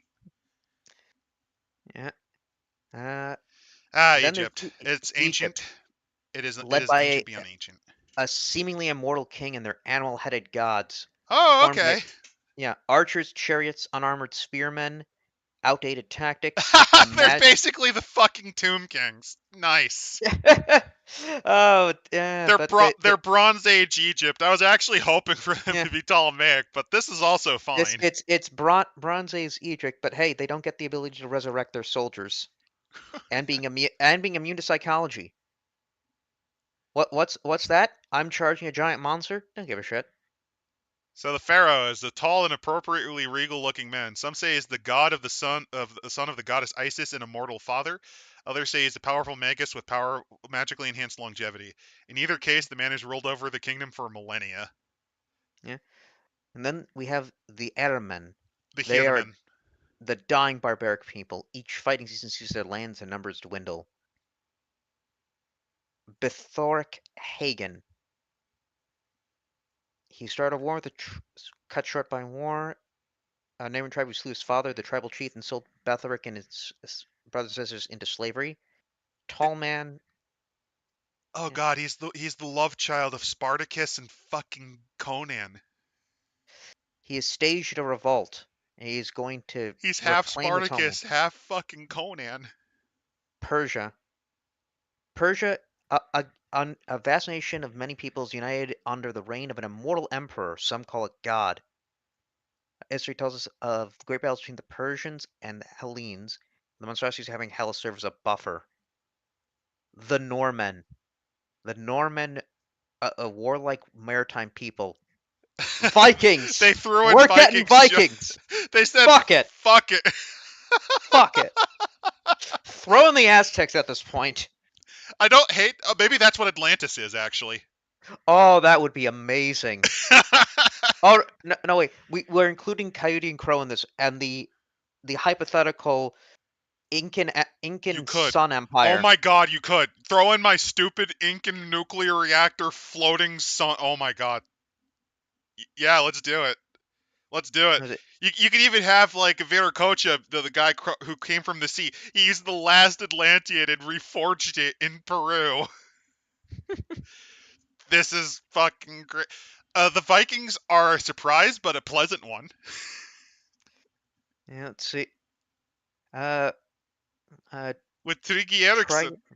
Erickson carving wood into strange idols for strange gods. The man is more than capable with his spear, axe, and shield. Foes find themselves disoriented by his booming voice. He once dreamed. Those who impressed Triumph, he shares that he was once a man of the gods until he dreamed of a great ash tree stretching into the heavens with stars as its leaves. The ground rumbled beneath its feet. and the tree groaned and began to shake. Stars fell to the earth and burned the land. A mighty serpent arose from the flames to lay waste to the world. It's Thor. It's literally Thor wandering This is around. Thor. Holy shit, this is Thor. It's literally Thor wandering around after being humbled, trying to fulfill his destiny and stopping Ragnarok. Holy shit. This is awesome. I have no complaints other than you could totally have done even more crazy shit, but they're doing enough that I'm not even mad. This is great. Like, because there was actually a weird cult that was in Romania and Dacia at the time, known as the cult of Zalmoxis, for example, that you could have totally used. Messianic Jews you could have totally used. They really could have and should have. Um, More secret societies like the cult of Mithras with their blood rites could be fine. I mean, they threw in Vikings. Why not throw in the cult of Mithras? Or the Manichaeans, they who believe in light and dark. You could do that and it would be fine. The the Gnostics. God, Just yeah, you could.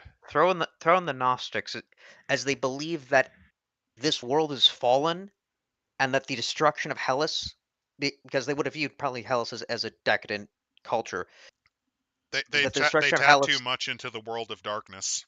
they're fucking chaos worshippers. No, they'd be the opposite. They would want to destroy the hell portals and essentially ascend to the tree of light, Oh yeah. to the world of light. Um, you could also what could be really cool is you could have done Iranic sun worship, like the Sarmatians and the Scythian sun worship. You could totally do.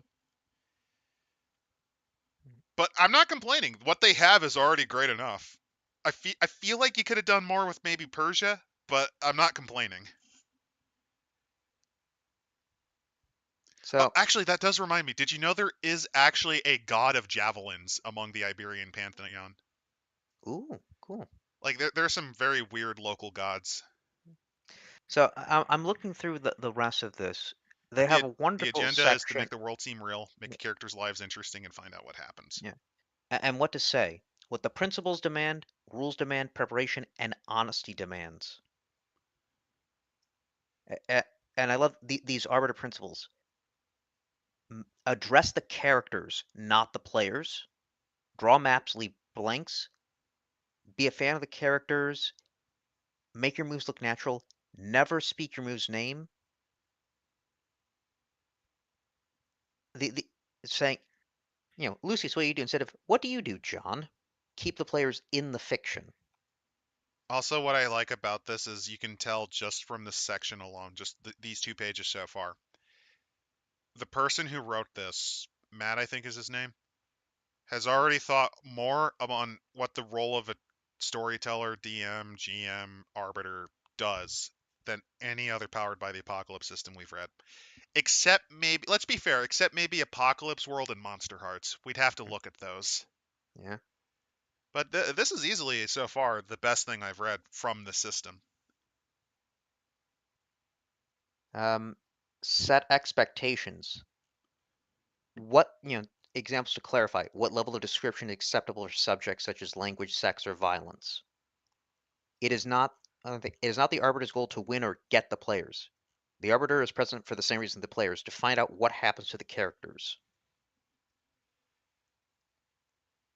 Which is actually an interesting statement on the philosophy of GMing. So, the concept of GMing has changed over the decades. Originally, it was very much player versus GM, but the concept that a lot of newer players who have heard of it, they don't seem to actually understand what that meant. The GM, in many ways, wants to see you succeed as much as you do.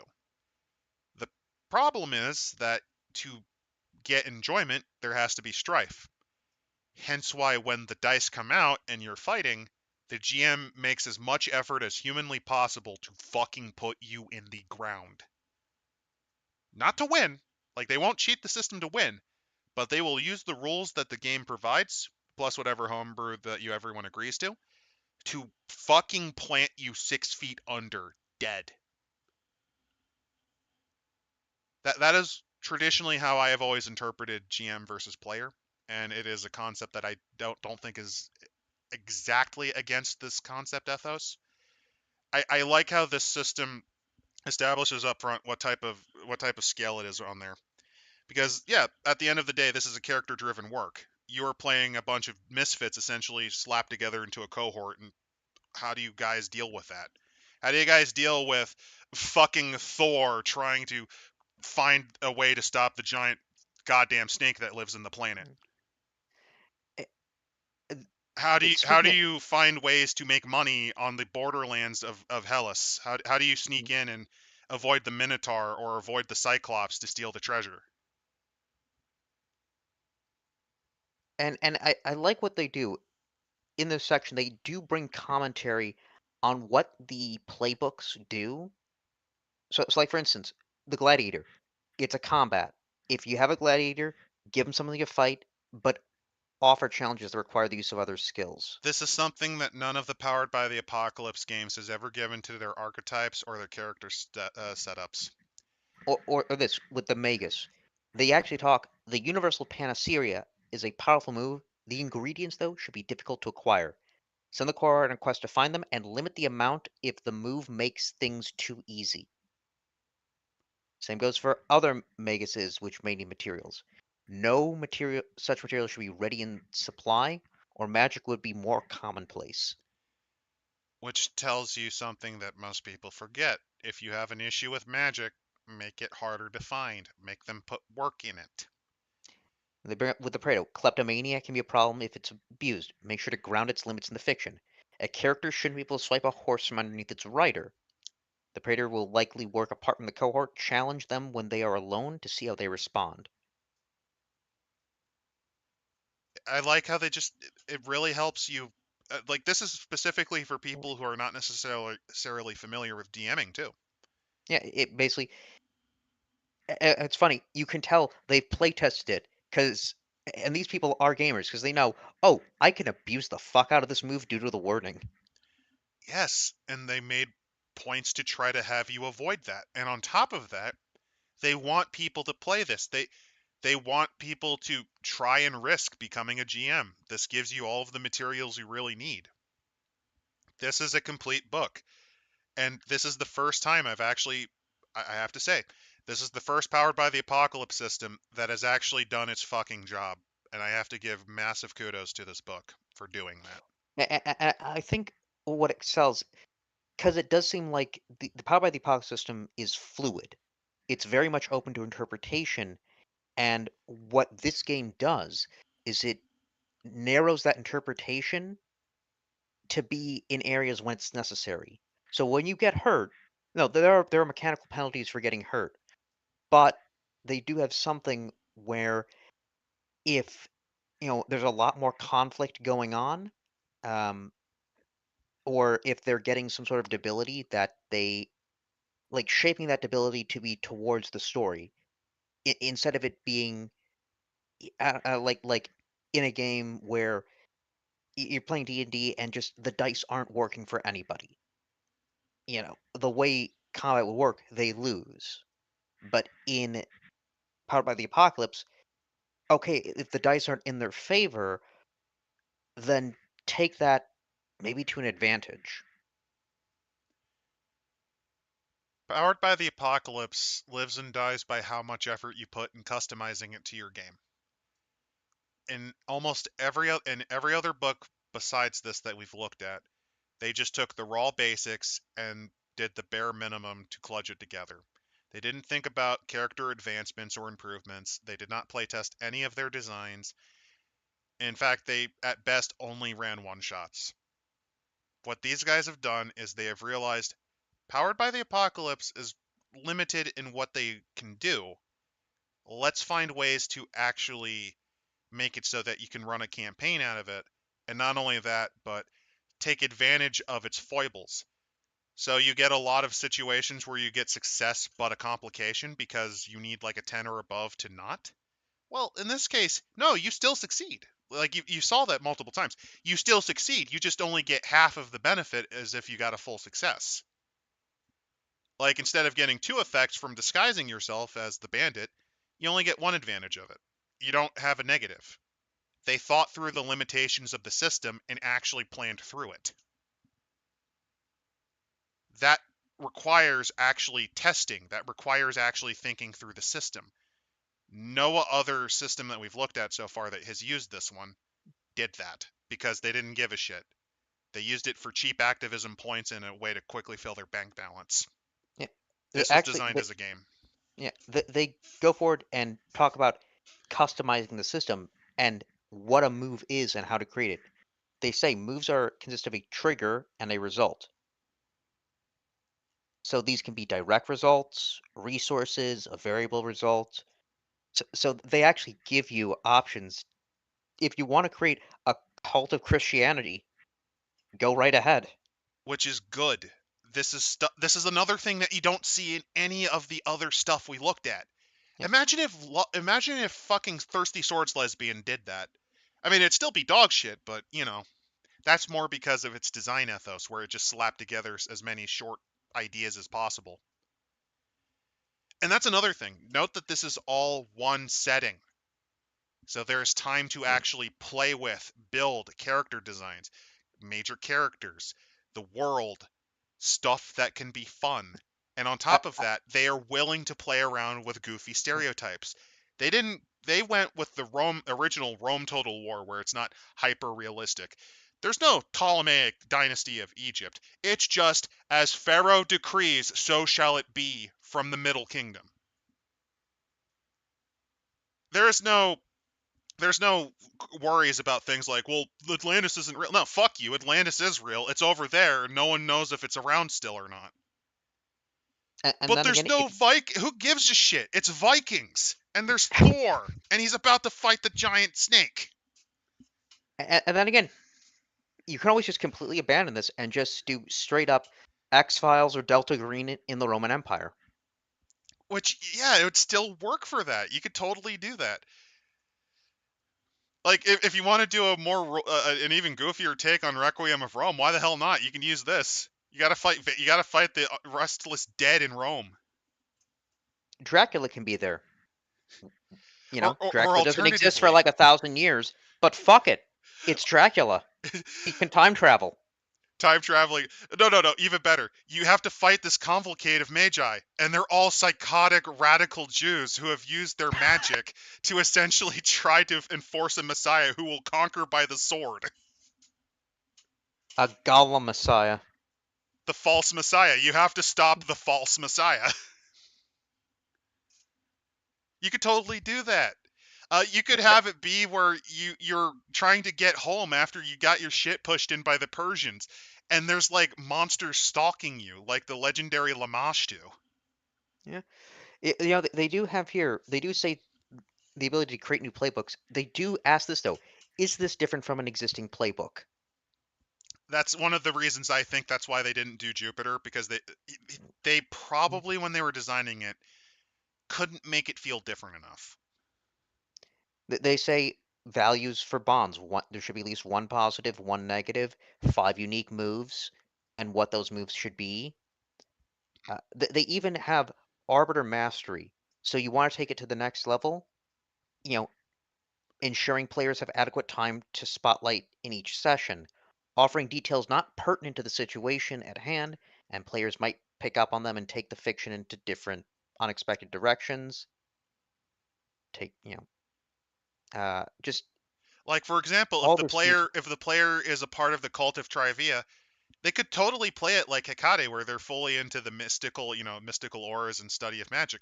Or you could play it as, did you know that the end of a toga is called an aglet? No, I didn't.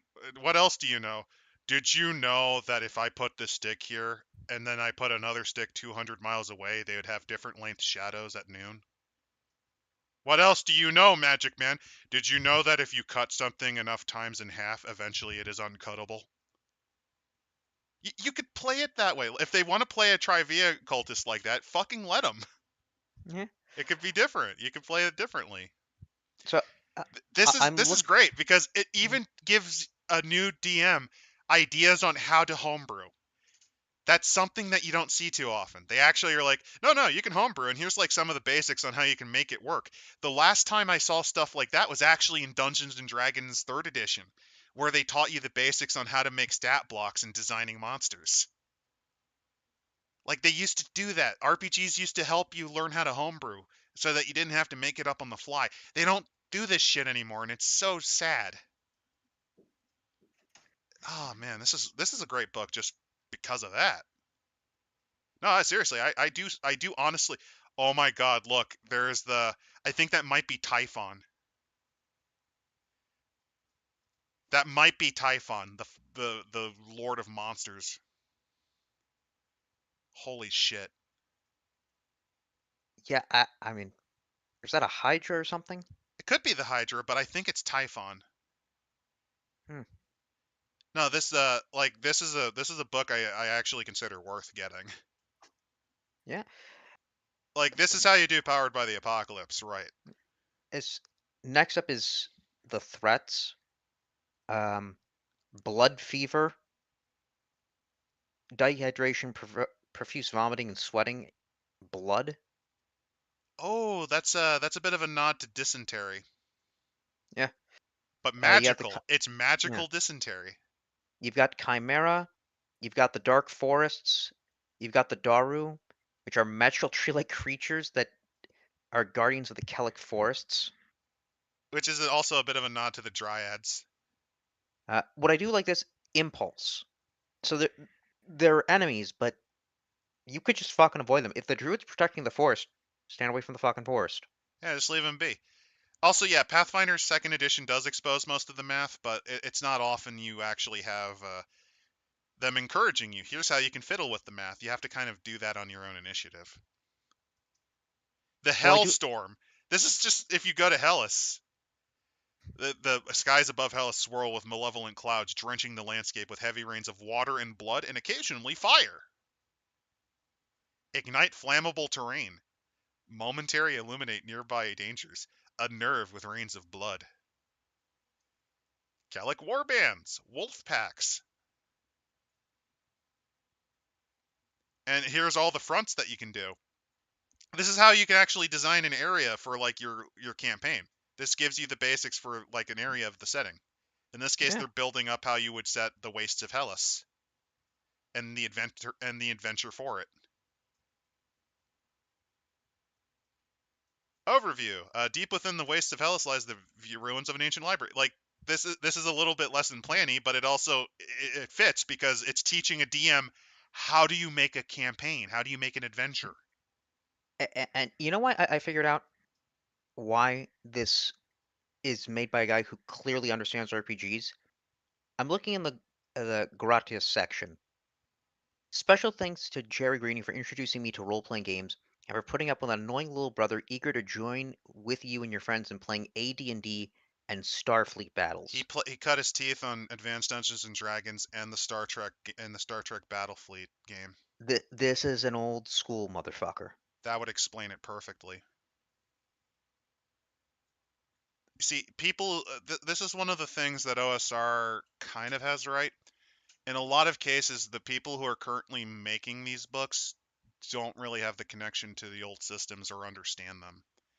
Is that a bad thing? No, not necessarily, but it does give you insight on why sometimes you don't have to reinvent the wheel.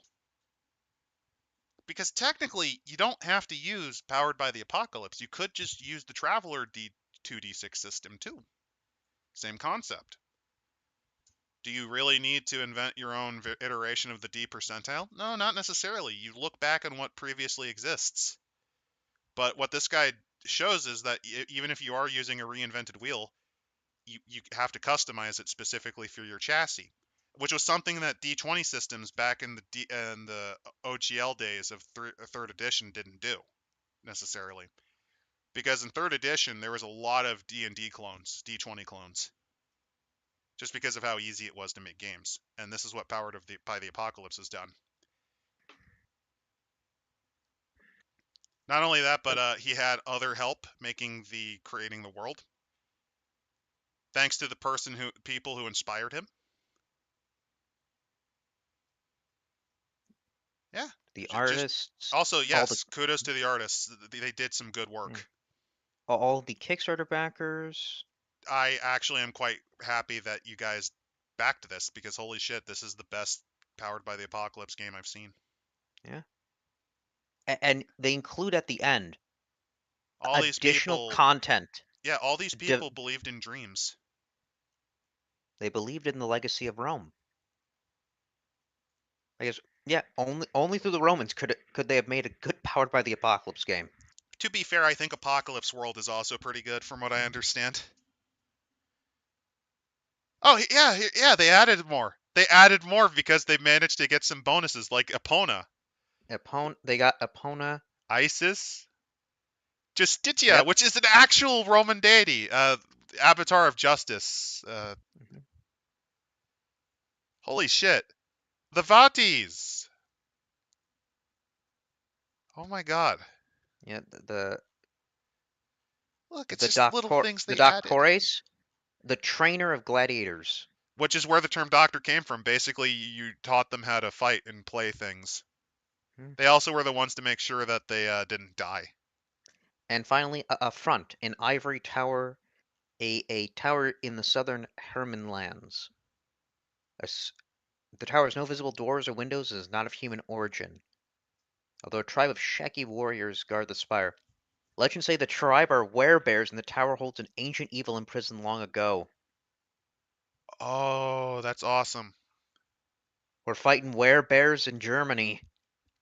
And an ancient evil hidden in that tower. Yeah, this slaps. This, I think we can say, what do we rate as the highest again? Um, well, there's certain levels of quality. The highest that in the old system is Tippy, which breaks the game and breaks logic. Amazing is the highest that you'll ever see in a book. And you know, for a powered by rating on a curve, for powered by the apocalypse, I would rate this as an amazing, as a high amazing. Absolutely. I As a book by itself, I'd actually still rate it good. It's a good book. It genuinely is. it's definitely good. I like the bonds mechanic. It actually handled bonds well, which is something you didn't see in any of the other stuff we covered. Again, I think when I initially saw this, initially read it, it seemed to me to be a bit more of like a horror theme, but in this case, it seems to just be more of a setting with a slant towards fantasy. Again, like I said, it kind of reminded me of the Black Company books, where you're a band of brothers basically being thrown through the shit. In this case, you guys are the ones assigned to fight basically a fucking Cyclops because you need to get some artifact the Cyclops held. Otherwise, Neptune gets pissed and the fish harvest gets bad, or he summons an earthquake. Because Neptune also used to be the god of earthquakes. Hmm. Because he was a very temperamental god. He was part earth god, but mostly sea god. Basically, they considered earthquakes and storms to be kind of the same thing, like ocean storms. Yeah, I rate this as a very good book. For Powered by the Apocalypse, it is among its best. I sincerely and heartily recommend getting it.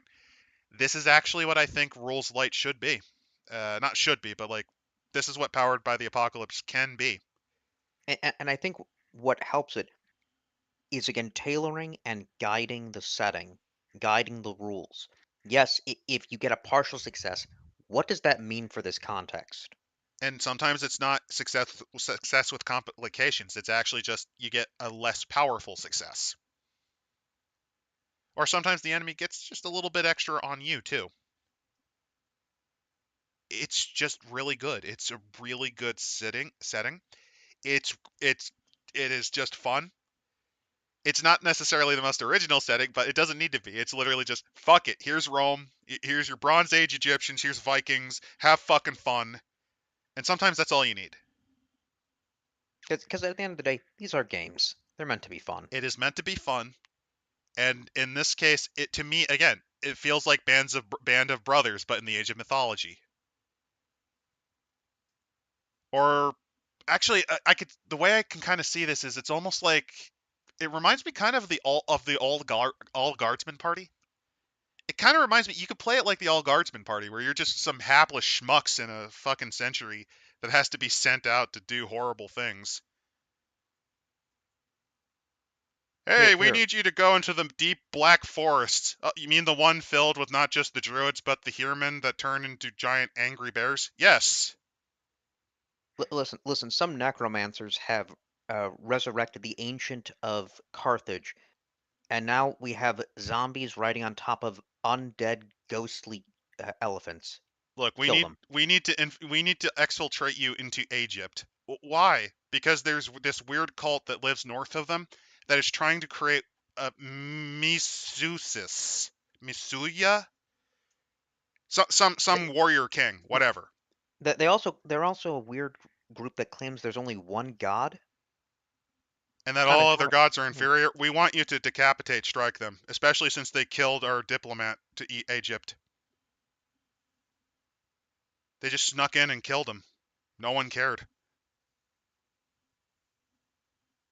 No, this is Yeah. genuinely a fun book. I again, in the description, I have linked to where you can get it. Get it. I if you want a rules light 2d6 system that's really quick for shit posts, this is a good one. This is a genuinely good one. If you want to play a powered by the apocalypse game that doesn't suck, get this. It's good. It's customized to the setting. It is the best that it can be. And that's actually not too bad. It actually makes me understand why people might actually like the system.